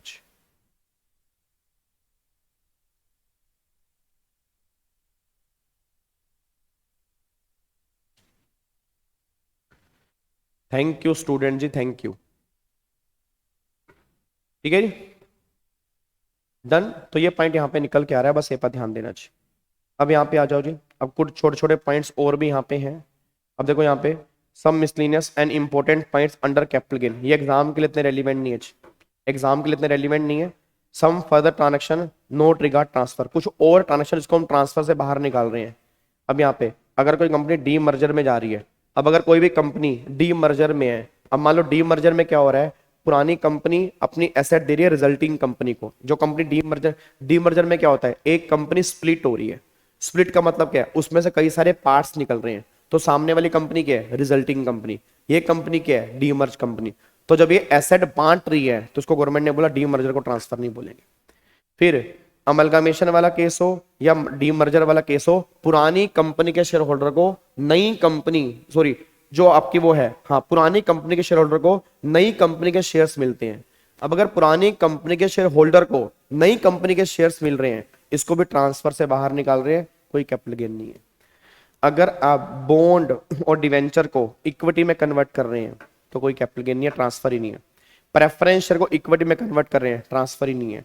या अगर आप प्रॉपर्टी रिवर्स मॉर्गेज में कोई कैपिटल से ट्रांसफर कर रहे हैं तो ट्रांसफर नहीं है। याद आपको मैंने क्या कहा था, रिवर्स मॉर्गेज, याद करो सुदर्शन बैच। रिवर्स मॉर्गेज मैंने क्या कहा था, जो लोग सीनियर सिटीजन होते हैं उनके पास एक घर होता है, वो घर बैंक के पास लेके जाते हैं, फिर बैंक उन्हें हर महीने कुछ ना कुछ पे करता है, उसको रिवर्स मॉर्गेज बोलते हैं। तो रिवर्स मॉर्गेज वाले केस में जो भी एसेट ट्रांसफर की है उसको भी ट्रांसफर नहीं बोलेंगे, कैपिटल गेन से बाहर है। तो कुछ एडिशनल पॉइंट है जिनको हम ट्रांसफर से बाहर निकाल रहे हैं, इन पर कोई कैपिटल गेन की टैक्सेबिलिटी नहीं होगी, बस ये पर ध्यान दो।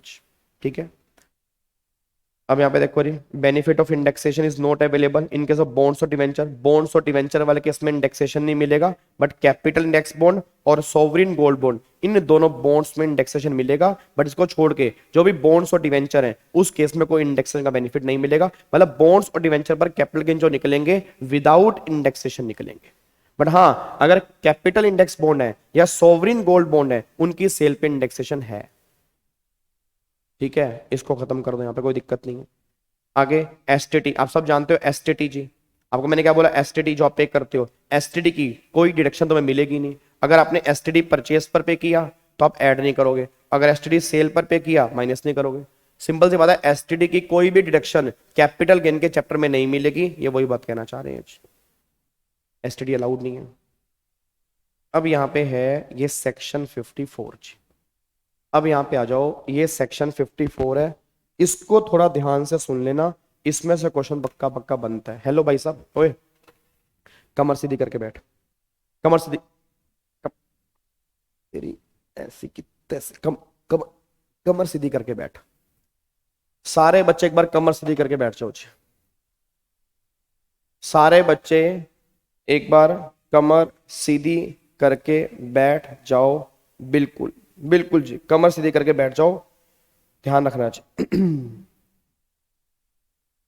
अब सुनो ध्यान से, मैं कहना क्या चाह रहा हूं, मेरा पूरी क्लास से क्वेश्चन है, सारे के सारे बच्चे यहां पर आ जाओ जी। क्या कह रहे हो सर जी, आपकी और नहीं, ऐसा तन्वी कुछ नहीं है, मैम ने कोई क्लास रखी है क्या, ऐसा कुछ नहीं है वैसे।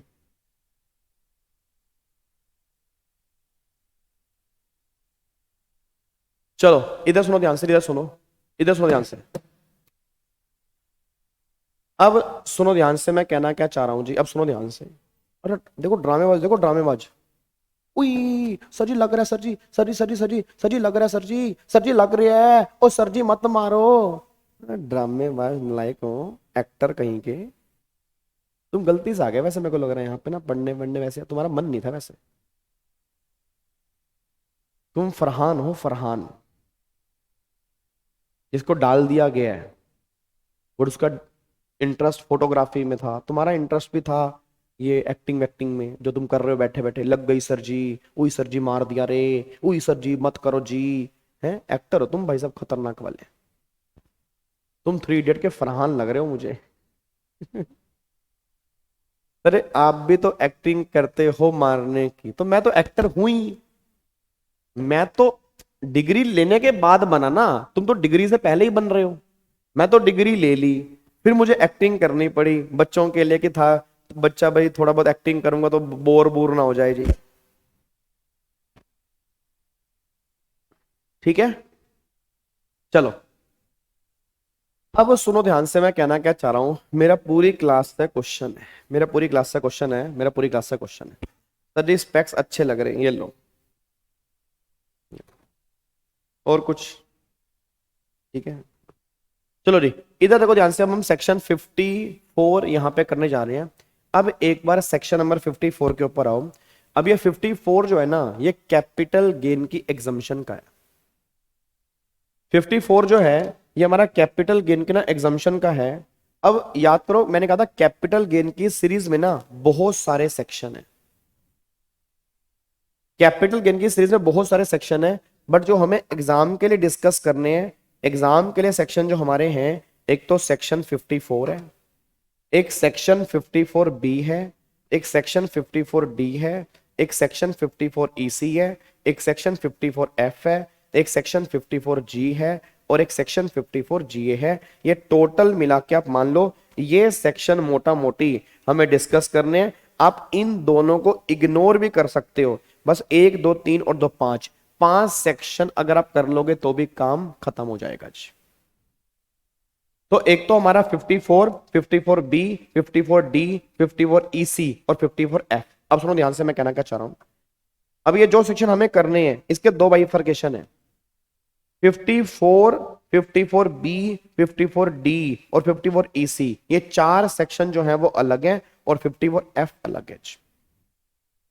और ये पॉइंट हमने रेगुलर बैच के अंदर भी डिस्कस किया था कि 54, 54 बी, 54 डी, 54 ईसी ये 4 सेक्शन आपके अलग हैं और 54 एफ जो है वो आपका अलग है। बस ये पर ध्यान दीजिए। सर जी आपकी आंखें ब्लैक आ क्या? नहीं नहीं, मेरी आंखें ब्लैक नहीं है, मेरे साइड वाला पोर्शन ब्लैक है, बीच में व्हाइट है। भाई नालायकों, तुम्हें क्या करना है मेरी आंखों? यार तुम पढ़ने के लिए नहीं बैठे यहां पे। मेरी आंख व्हाइट है, साइड वाला ब्लैक है। इधर देखो ध्यान से री। अब सुनो ध्यान से, मैं कहना क्या चाह रहा हूं। अब पहली बात ये समझो 54 है क्या। एक बात बताओ, अभी पूरे कैपिटल गेन में आपने क्या निकाला? कैपिटल गेन निकालना सीखा।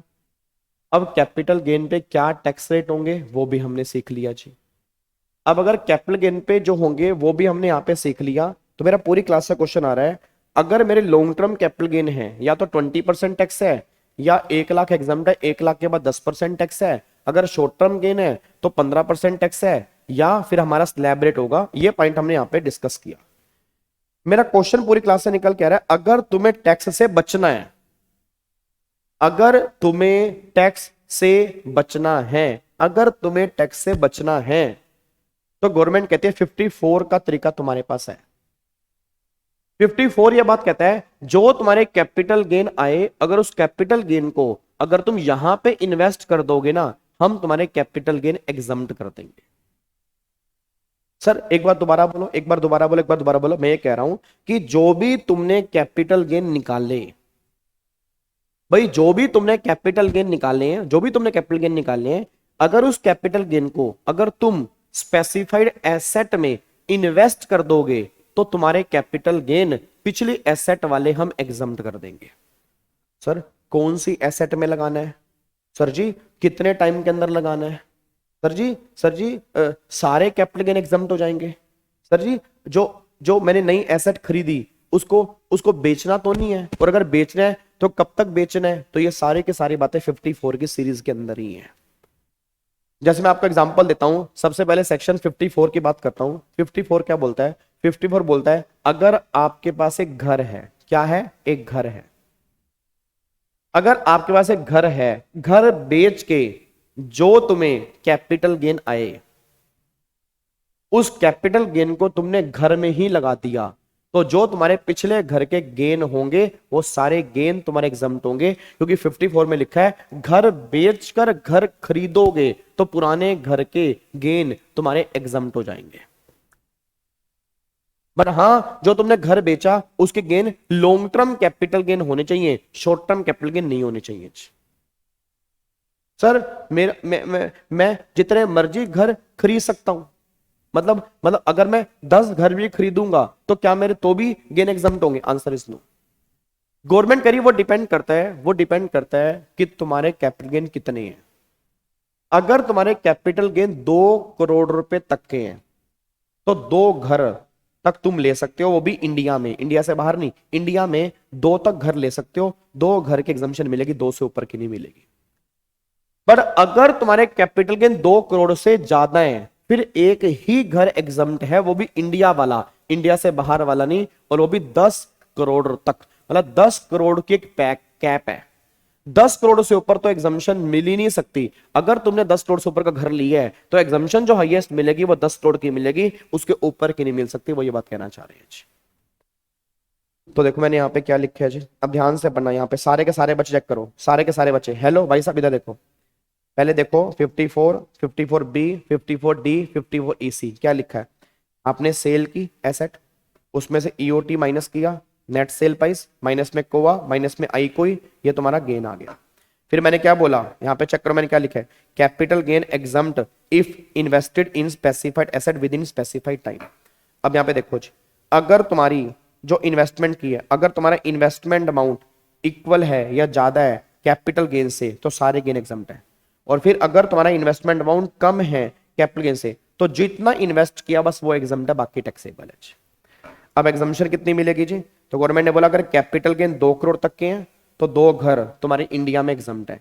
अगर तुम्हारे कैपिटल गेन 2 करोड़ से ज्यादा के हैं तो 1 घर एग्जम्प्ट है, बट 10 करोड़ की लिमिट है, 10 करोड़ से ऊपर की एग्जम्पशन तुम्हें नहीं मिल सकती, बस ये पर ध्यान दो। उसके बाद 54B में ऐसे कोई लिमिट नहीं है, 54B है एग्रीकल्चर लैंड वाला, उसमें कोई लिमिट नहीं है। 54D में कोई लिमिट नहीं है। 54EC में 50 लाख रुपए की लिमिट है कि 54EC में हाईएस्ट एग्जम्पशन जो मिलेगी वो 50 लाख तक मिलेगी, इसके ऊपर की एग्जम्पशन 54EC में मिल ही नहीं सकती। तो ये आपकी जो एग्जम्पशन है ये 4 सेक्शन की है, 54, 54B, 54D, 54EC। इन चारों में क्या लिखा है, कैपिटल गेन लगाओगे तो कैपिटल गेन तुम्हारे एग्जम्प्ट हो जाएंगे। अब 54F थोड़ी सी अलग बात करता है। 54F क्या कहता है, सुनो 54F क्या कहता है। 54F कहता है तुम कुछ भी बेचो, क्या बोलता है, दोबारा बोलो क्या बोलता है, कि तुम कुछ भी बेचो, कुछ भी बेच के तुम्हें जो गेन आ रहे हैं उस गेन से तुम्हें घर खरीदना है। मतलब कुछ भी बेचो, कुछ भी बेच के खरीदना तुम्हें घर ही है। मैंने गोल्ड बेचा, खरीदा घर, 54F।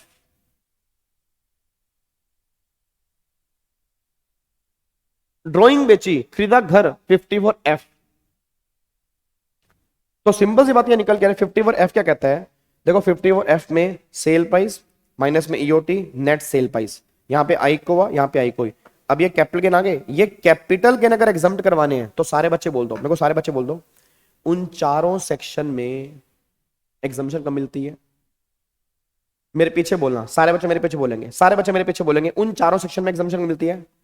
बोलो बोलो मेरे पीछे बोलेंगे। कैपिटल गेन लगाओगे तो कैपिटल गेन एग्जम्प्ट हो जाएंगे, मेरे पीछे बोलो। कैपिटल गेन लगाओगे तो कैपिटल गेन एग्जम्प्ट हो जाएंगे, मेरे पीछे बोलो। कैपिटल गेन लगाओगे तो कैपिटल गेन एग्जम्प्ट हो जाएंगे, फिर बोलो। कैपिटल गेन लगाओगे तो कैपिटल गेन एग्जम्प्ट हो जाएंगे। जितने भी कैपिटल गेन लगाओगे वो कैपिटल गेन एग्जम्प्ट होंगे। 54F ये नहीं कहता, 54F कहता है अगर तुम नेट सेल प्राइस लगाओगे तब तुम्हारे कैपिटल गेन एग्जम्प्ट होंगे। मतलब अगर तुम्हें कैपिटल गेन एग्जम्प्ट करवाने हैं तो तुम्हें नेट सेल प्राइस ये लगाना पड़ेगा, ये अगर तुम ये लगाओगे, मैं दोबारा बोलूंगा, अगर तुम नेट सेल प्राइस लगाओगे तब जाके तुम्हारे कैपिटल गेन एग्जम्प्ट होंगे, बस ये पर ध्यान दीजिए।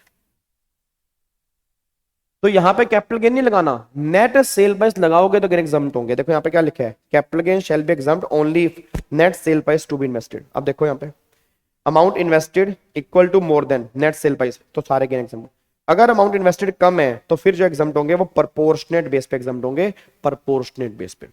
प्रोपोर्शनेट बेस कैसे, देखो capital gain divide by NSC, जितना भी अमाउंट इन्वेस्ट किया ये गेन जो होंगे एग्जाम्पशन मिलेगी। और अगेन हाईएस्ट इन्वेस्टमेंट जो कर सकते हो वो 10 करोड़ तक की इन्वेस्टमेंट के गेन एग्जाम्प्ट होंगे। 54F के अंदर भी 10 करोड़ से ऊपर की इन्वेस्टमेंट पे आने वाले गेन एग्जाम्प्ट नहीं होंगे, बस ये पर ध्यान दो। उसमें ना बस ये फर्क है, उन चारों और उसमें ये फर्क है। वहां पे कैपिटल गेन लगाएंगे तो कैपिटल गेन एग्जाम्प्ट होंगे, यहाँ पे नेट सेल प्राइस लगाएंगे तब कैपिटल गेन एग्जाम्प्ट होंगे। अगर सारा लगा देंगे उससे ऊपर लगाएंगे तो सारे, कम लगाएंगे तो फिर प्रोपोर्शनेट बेस पे कैलकुलेशन करनी पड़ेगी, तभी एग्जाम्प्ट होंगे। गवर्नमेंट ये बात कहना चाह रही है। क्या बात समझ आ रही है जी? तो ये आपके इसके नीचे टेबल दे रखी है जो आपको एक बार घर से पढ़नी है। ये टेबल आपको एक बार घर से पढ़नी है, ये पूरी की पूरी टेबल। देखो जैसे यहाँ पे क्या लिखा है, घर खरीद के घर बेच, घर बेच के घर, यहाँ पे एग्रीकल्चर लैंड बेच के एग्रीकल्चर लैंड, यहाँ पे इंडस्ट्रियल अंडरटेकिंग जो इंडस्ट्रियल लैंड है, इंडस्ट्रियल लैंड बेच के इंडस्ट्रियल लैंड खरीदोगे। यहाँ पे आपने क्या करना है, आपने कुछ भी, यहाँ पे गवर्नमेंट ने बोला लैंड बिल्डिंग बेच के आपने बॉन्ड्स परचेस किए, बॉन्ड्स आपने कौन से परचेस किए, बॉन्ड्स परचेस किए। अभी क्वेश्चन देखेंगे स्केच, इसके अभी हम क्वेश्चन देख रहे हैं, अभी हम क्वेश्चन देख रहे हैं तो उसकी बात कर रहे हैं। और यहाँ पे आपने कुछ भी बेचा बट खरीदा क्या, आपने खरीदा घर, तो 54F में एग्जाम्पशन मिलेगी, बस ये पर ध्यान दो। ठीक है जी। सर अदर सोर्स कब कराएंगे, अदर सोर्स हो चुका है। अदर सोर्स में बचा क्या है, अदर सोर्स में तो कुछ भी नहीं बचा भाई। अदर सोर्स में गिफ्ट की टैक्सेशन हमारी हो गई, बाकी छोटे मोटे पॉइंट अदर सोर्स के अंदर बचे हैं। ये रे जी, जो छोटे मोटे पॉइंट हमारे अदर सोर्स के अंदर बचे हैं वो ये रे जी हमारे जी। ठीक है जी, ये रहे हमारे अदर सोर्स के अंदर छोटे मोटे पॉइंट्स। इसका एक क्वेश्चन करवा रहा हूं अभी मैं,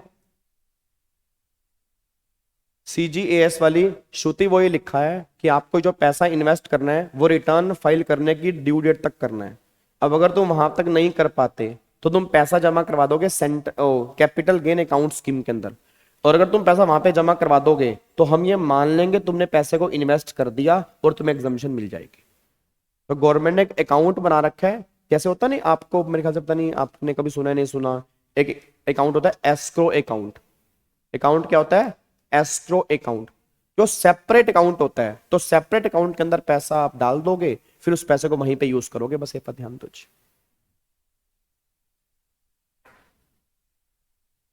ठीक है, चलो जी। अब यहां पे एक बार फटाफट से आ जाओ, इधर देखो ध्यान से।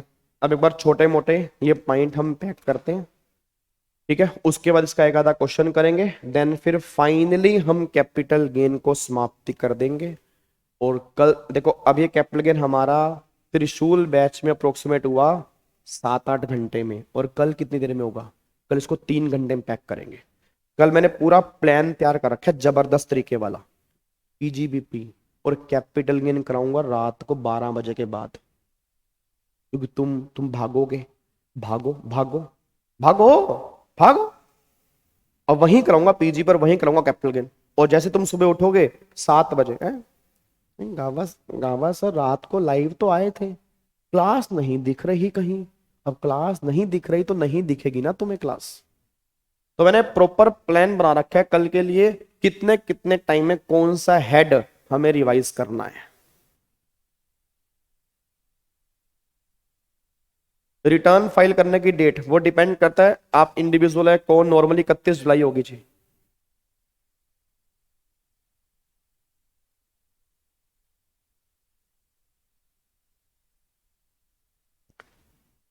ठीक है जी, लॉक करें। चलो एक बार फटाफट, हाँ तेज, मैं तेज हो रहा हूं, बिल्कुल तेज हो रहा हूं भाई। इसमें तेज वाली बात क्या यार, मेरे को समझ नहीं आ रहा। तुम्हें अपने करियर की नहीं पड़ी, तुम्हें अपने करियर की नहीं पड़ी, आप समझ रहे हो। हमें टेंशन हो रही है तुम्हारी। कोई बात नहीं राहुल, एक बार सुबह देख लेना कि दिल का अच्छा हूं या दिल का बुरा हूं।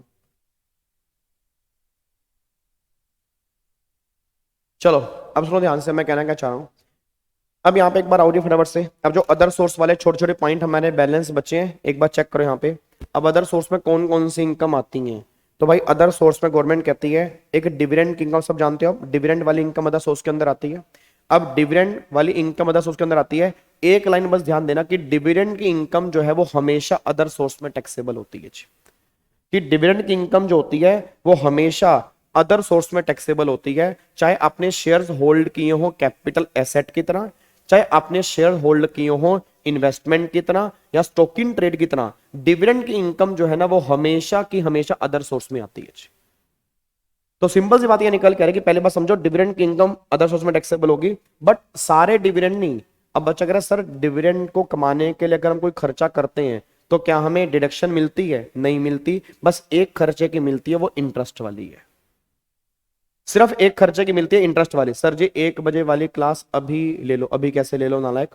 अभी तो ये चलेगी, फिर मेरी बीच में 1 घंटे की क्लास है, ठीक है, मतलब उनकी छोड़ के मैं तुम्हारी क्लास ले लूं? कैसन कैसन बात करो तो, ठीक है 1 बजे ही लेंगे जी, 1 से लेके 1 बजे तक लेंगे, ठीक है। चलो तो ध्यान से, मैं यहाँ पे कहना क्या चाह रहा हूँ, एक तो डिविडेंड की इनकम टैक्सेबल होगी, दूसरा casual income, batting, gambling, lottery other source में टैक्सेबल होगी। फिर अगर कोई आपने कॉन्ट्रैक्ट बीच में टर्मिनेट किया, मोडिफाई किया, उसका जो कंसीडरेशन है वो यहाँ पे टैक्सेबल होगा। एडवांस मनी फॉरफिट, याद करो, अगर 1/4 के बाद एडवांस मनी मिल रहा है अदर सोर्स में टैक्सेबल है, वो पॉइंट यहाँ पे आ रहा है जी। उसके बाद एक और इंटरेस्ट ऑन कंपनसेशन, याद है आपको section number 45(5), original compensation, enhance compensation. भाई अगर गवर्नमेंट ने पेमेंट करने में डिले कर दिया तो तुम्हें मिलता है कंपनसेशन। अब जो तुम्हें कंपनसेशन मिल रहा है तो गवर्नमेंट ने कहा वो टैक्सेबल होगा, बट सारा नहीं, डिडक्शन मिलेगी। कितनी मिलेगी वो भी हम देखेंगे जी। उसके बाद एक और फैमिली पेंशन रिसीव, अगर आपको फैमिली पेंशन मिल रही है तो वो टैक्सेबल है। Guest lecture salary other source में टैक्सेबल है। Interest on security, debenture, bonds वाला इंटरेस्ट सब अदर सोर्स में टैक्सेबल है। वेकेंट लैंड, आपको मैंने हाउस प्रॉपर्टी के अंदर भी कहा था, वेकेंट लैंड से आने वाली इनकम भी अदर सोर्स के अंदर टैक्सेबल है। फिर इनकम फ्रॉम लेटिंग आउट और हायर मशीनरी, आपने प्लांट मशीनरी किराए पर दे दी और तुम्हारा किराए पर देना बिजनेस नहीं है, अदर सोर्स में टैक्सेबल है।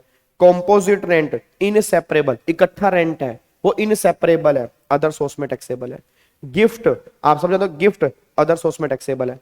और life insurance premium, but maturity पर जो पैसा मिलता है वो भी तुम्हारा अदर सोर्स में टैक्सेबल है। ये सारी के सारी इनकम जो है वो अदर सोर्स में टैक्सेबल है, बस ये पर ध्यान दो जी। क्या बात मेरी समझ में आ रही है जी? ठीक है जी। अब यहां पे एक बार चेक करो, देखो जी। अब देखो डिविडेंड की इनकम कैसे टैक्सेबल करते हैं, बहुत ध्यान सुनना, इसमें से तुम्हारे एग्जाम में क्वेश्चन बन सकता है। अब गवर्नमेंट कह रही है जब भी तुम्हें डिविडेंड मिलेगा ना, जितनी भी कंपनी से डिविडेंड मिलेगा पूरे साल में, पहले तो जितना डिविडेंड मिला, इंटरिम मिला, फाइनल मिला, यहां पे लिख लो। अब डिविडेंड में वैसे तो कोई डिडक्शन माइनस नहीं करनी, बस एक माइनस करनी है, इंटरेस्ट वाली। इंटरेस्ट का मतलब क्या है, आपने मार्केट में पैसा लगाया, पैसा लोन लेकर, अब लोन के पैसे से मार्केट में पैसा लगाया, उस लोन के पैसे पर इंटरेस्ट पे कर रहे हो, उस इंटरेस्ट की डिडक्शन मिलेगी डिविडेंड में से। कितनी मिलेगी? जितना तुमने टोटल इंटरेस्ट पे किया, या तो वो, या टोटल डिविडेंड का 20% विच एवर इज लेस, इतने की मिलेगी डिडक्शन।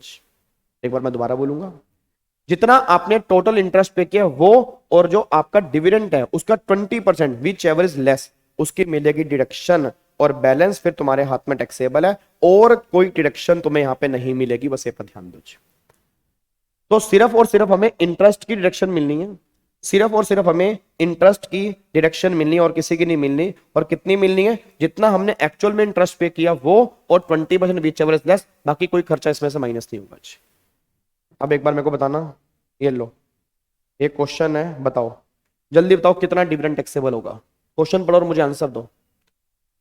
सारे बच्चे क्वेश्चन पढ़ो और मुझे आंसर दो, और बताओ कितना डिविडेंड टैक्सेबल होगा, बताओ जी।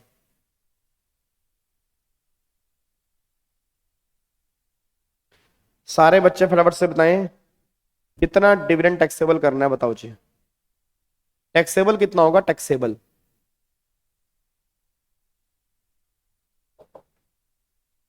जल्दी।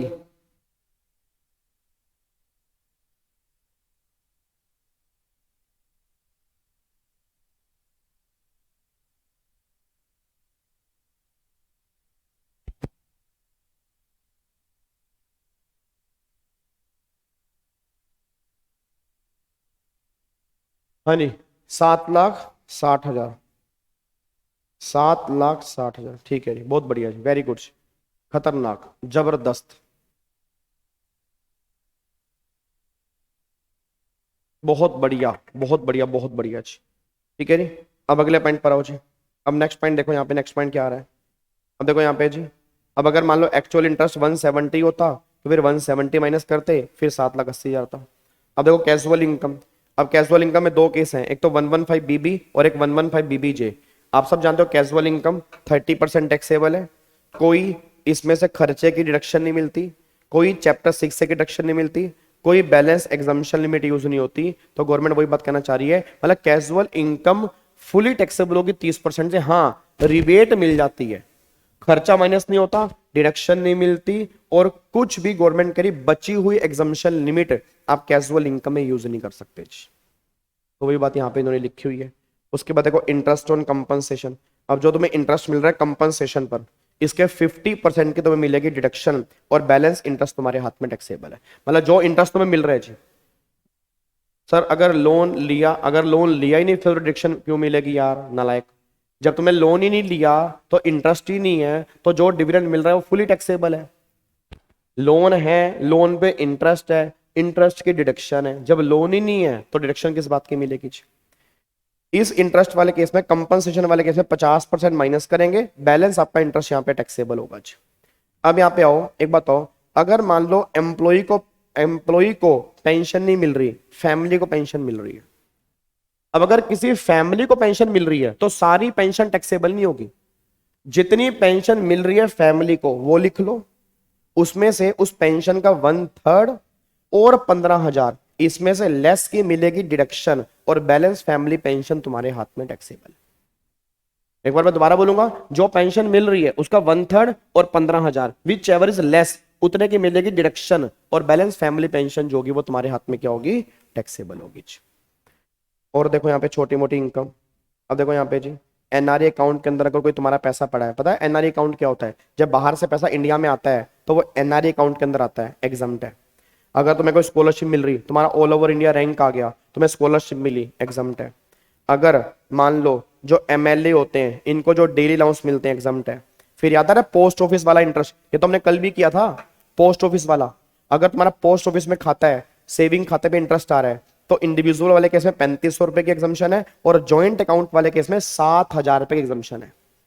और फिर याद करो मैंने कहा था, गोल्ड डिपॉजिट बॉन्ड जो होते हैं जो कैपिटल एसेट से बाहर है, आपको मैंने वहां पर भी कहा था उसका इंटरेस्ट एग्जम्प्ट होता है, तो वही बात यहाँ पे लिखी है, उसका इंटरेस्ट जो है वो एग्जम्प्ट होता है। ये सारी बातें आपकी यहाँ पे निकल के आती हैं जी।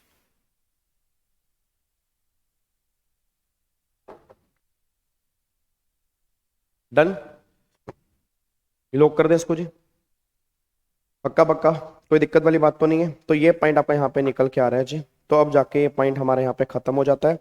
अब मेरे को एक क्वेश्चन तुम्हें कराना है, और वो क्वेश्चन जो कराना है, 1 मिनट रुक जाओ बस, 1 मिनट रुक जाओ, वो क्वेश्चन मैं तुम्हें करवा देता हूँ साथ के साथ ही, फिर बाद में ना कई बार याद नहीं रहता। उस क्वेश्चन को हम करते हैं, और ध्यान रखना संजीवनी बूटी के अंदर आज हम सेट ऑफ वाले क्वेश्चन करेंगे जी। मैं उम्मीद करूंगा आपने वो कैपिटल गेन वाले क्वेश्चन एक बार देख, सॉरी कैपिटल गेन कह रहा हूँ, क्लबिंग ऑफ इनकम वाले क्वेश्चन एक बार आपने देख लिए होंगे जी। तो क्लबिंग ऑफ इनकम वाले अगर आपने देख लिए हैं, तो आज हम सेट ऑफ वाले क्वेश्चन खत्म करके वो चैप्टर भी आज हम फाइनली संजीवनी बूटी के अंदर खत्म करेंगे।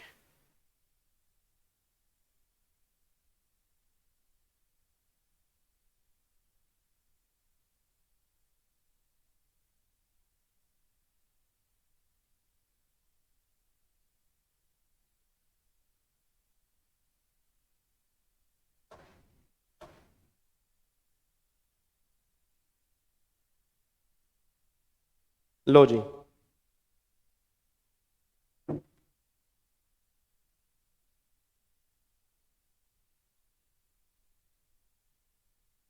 ये लो जी,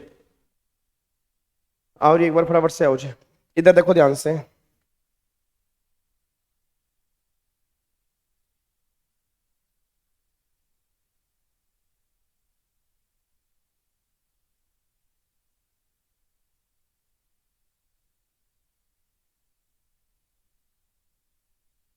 ये लो, पहले तो ये पढ़ो, ये दो एग्जाम्पल पढ़ना। क्या तुम्हें समझ में आ रहे हैं? दो एग्जाम्पल पढ़ना एक बार जी, एक बार दो एग्जाम्पल पढ़ो और बताओ क्या तुम्हें समझ में आ रहे हैं। ये दो एग्जाम्पल पढ़ के बताओ क्या तुम्हें समझ में आ रहे हैं।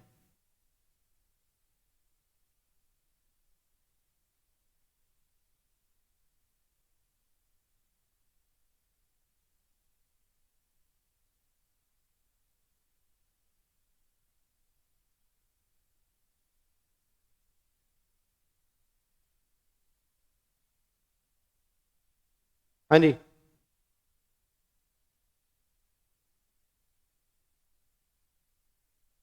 बताओ जी, जल्दी बताओ। क्या दो एग्जाम्पल तुम्हारे समझ में आ रहे हैं? यहाँ पे कैपिटल गेन कितने हैं? 2 करोड़ 5 लाख के। तो अगर 2 करोड़ 5 लाख के हैं तो गवर्नमेंट ने बोला आपने नया घर लिया 3 करोड़ का, तो सारे के सारे गेन एग्जाम्प्ट होंगे। अब दूसरे वाले में क्या है, आपके कैपिटल गेन 2 करोड़ 5 लाख के हैं, आपने यहाँ पे जो घर लिया वो 1 करोड़ 55 लाख का लिया, तो 1 करोड़ 55 लाख के एग्जाम्प्ट होंगे, बाकी बचे हुए 50 लाख रुपए जो होंगे वो 20% टैक्सेबल होंगे जी। भाई जितना इन्वेस्टमेंट करोगे उतने ही तो गेन एग्जाम्प्ट होंगे ना, उसके ऊपर वाले टैक्सेबल होंगे, वही बात यहाँ पे लिखी है जी। ये एग्जाम्पल देखो एक बार, अब चेक करना। गेन तुम्हारे 7 के हैं, नया घर 12 का है, एग्जम्पशन कितनी मिलेगी? 7 की। गेन तुम्हारे 12 के हैं, नया घर 14 का है, तो एग्जम्पशन कितनी मिलेगी? 10। 10 करोड़ से ऊपर तो मिल ही नहीं सकती।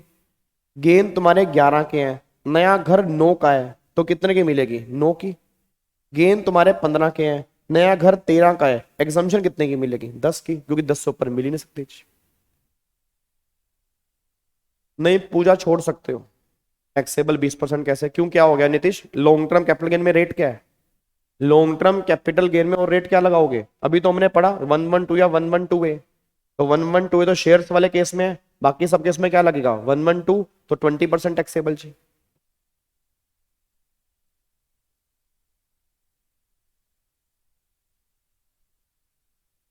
ठीक है जी। अब यहाँ पे एक क्वेश्चन और है, ये रज।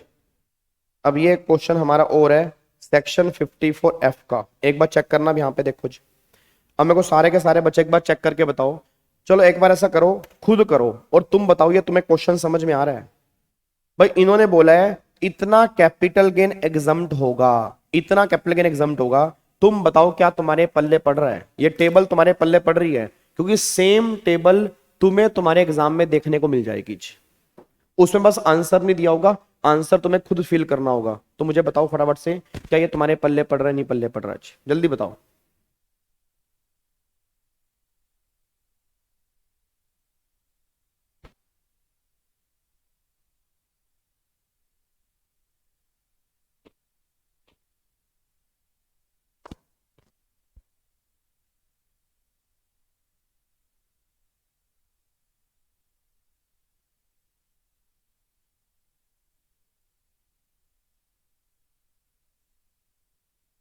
पहले देख तो लो। यस सर बोल रहे हो, तुमने सारे कर भी लिए?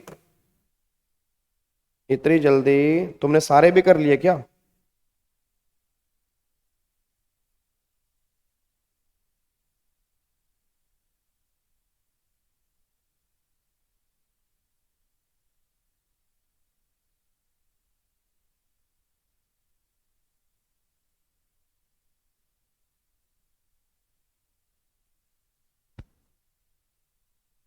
हाँ जी। डिवाइड क्यों हो रहा है समझ नहीं आया। इधर देखो ध्यान से नालायक को, डिवाइड क्यों हो रहा है इधर देखो ध्यान से। 15 करोड़ नेट सेल प्राइस है, तो लॉन्ग टर्म गेन तुम्हारे 7.5 के हैं, तुमने घर लिया 12 का। जब तुमने 12 का लिया तो मैंने क्या बोला? 10 करोड़ से ऊपर तो एग्जम्पशन मिल ही नहीं सकती। तो अगर मान लो 7.5 करोड़ एग्जम्प्ट है, 15 करोड़ लगाने पर, तो 10 करोड़ लगाने पर कितने होंगे? तो वही तो एग्जम्प्ट करोगे, 5 करोड़। भाई तुमने नया घर इतने का लिया, तुमने जितने का लिया मैटर वो नहीं करता ना, हाईएस्ट तो 10 करोड़ ही है। अब तुमने यहां लिया 8 का, तो मल्टीप्लाई किया 8 से, तुमने लिया 15 का, बट लिमिट तो 10 है। तो वही तो मैंने कहा था ना 54F में 10 करोड़ से ऊपर तो एग्जम्पशन है ही नहीं है। मतलब अगर तुम नए घर में इन्वेस्टमेंट 10 करोड़ से ऊपर कर रहे हो तो हाईएस्ट हम 10 करोड़ लेके चलेंगे। यहाँ पे 10 है, 10 लिया, 12 है, 10 लिया, क्योंकि 10 करोड़ से ऊपर तो एग्जाम्पशन हो ही नहीं सकती। वो ये बात कहना चाह रहे हैं। सर नेट सेल प्राइस से डिफरेंस डिवाइड की ओर है तो स्नेहा और किससे होगा? यही तो 50 और एफ में क्या लिखा है कि अगर तुम पूरा नेट सेल प्राइस लगा दोगे तो तुम्हारे पूरे गेन एग्जम्प्ट होंगे। अब तुमने कितना लगाया है तो उसके बेस पे चेक कर लो ना भाई। मेरे इतने गेन एग्जम्प्ट होंगे, इतने गेन एग्जम्प्ट होंगे, सॉरी इतने गेन एग्जम्प्ट होंगे इतना लगाने पर, तो इतने एग्जम्प्ट होंगे इतना लगाने पर। लगाया मैंने 8, तो निकाल लो कितना एग्जम्प्ट होगा जी। वही बात तो है। क्या बात मेरे समझ में आ रही है? तो ये 50 और एफ वाला फॉर्मूला है जी, ये जो है ये 50 फॉर एफ वाला फॉर्मूला है, बस ये पर ध्यान दो। क्या बात समझ में आ रही है जी? तो ये हमारा 50 और एफ वाला पॉइंट यहाँ पे निकल के आता है। तो इसी के साथ ही यहाँ पे हमारा पॉइंट खत्म हो जाता है जी। अब एक क्वेश्चन चलो और ले लो मेरे से अभी, अब एक क्वेश्चन और ले लो साथ के साथ तुरंत।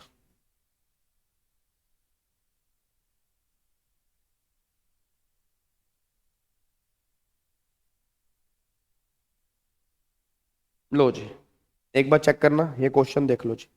क्वेश्चन नंबर 8 देख लो फटाफट से जी। क्वेश्चन नंबर 8 चेक करो सारे के सारे बच्चे फटाफट से जी। क्वेश्चन नंबर 8 देखो, क्वेश्चन नंबर 8 सारे बच्चे 8 चेक करो, 8 जी।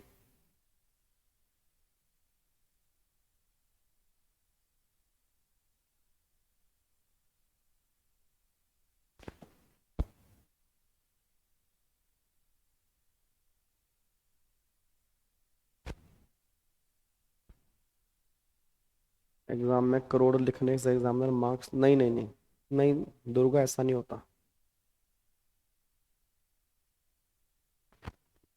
जल्दी बताओ इसमें टैक्स ट्रीटमेंट क्या होगा जी।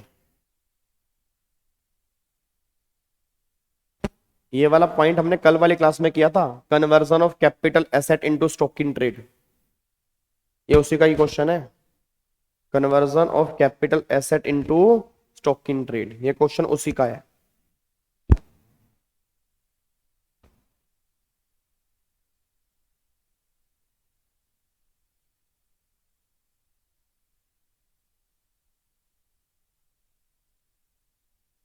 लाइन,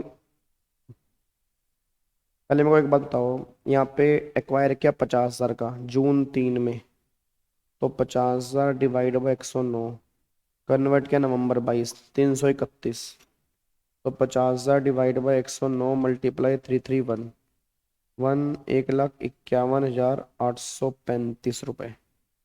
जिस दिन कन्वर्ट किया उस दिन की एफ एम भी 4.5 लाख है, इसमें 4.5 लाख माइनस कर दो तो 2,98,165 रुपए।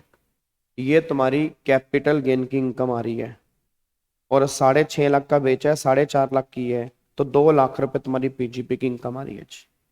अगर मैं चेक करता हूँ यहाँ पे 298,165 ये कैपिटल गेन है, ठीक है, और यहाँ पर तुम्हारी पीजीपी की इनकम जो है ये 2 लाख रुपए निकल के आ रही है। बताओ इससे आसान क्वेश्चन क्या होगा जी।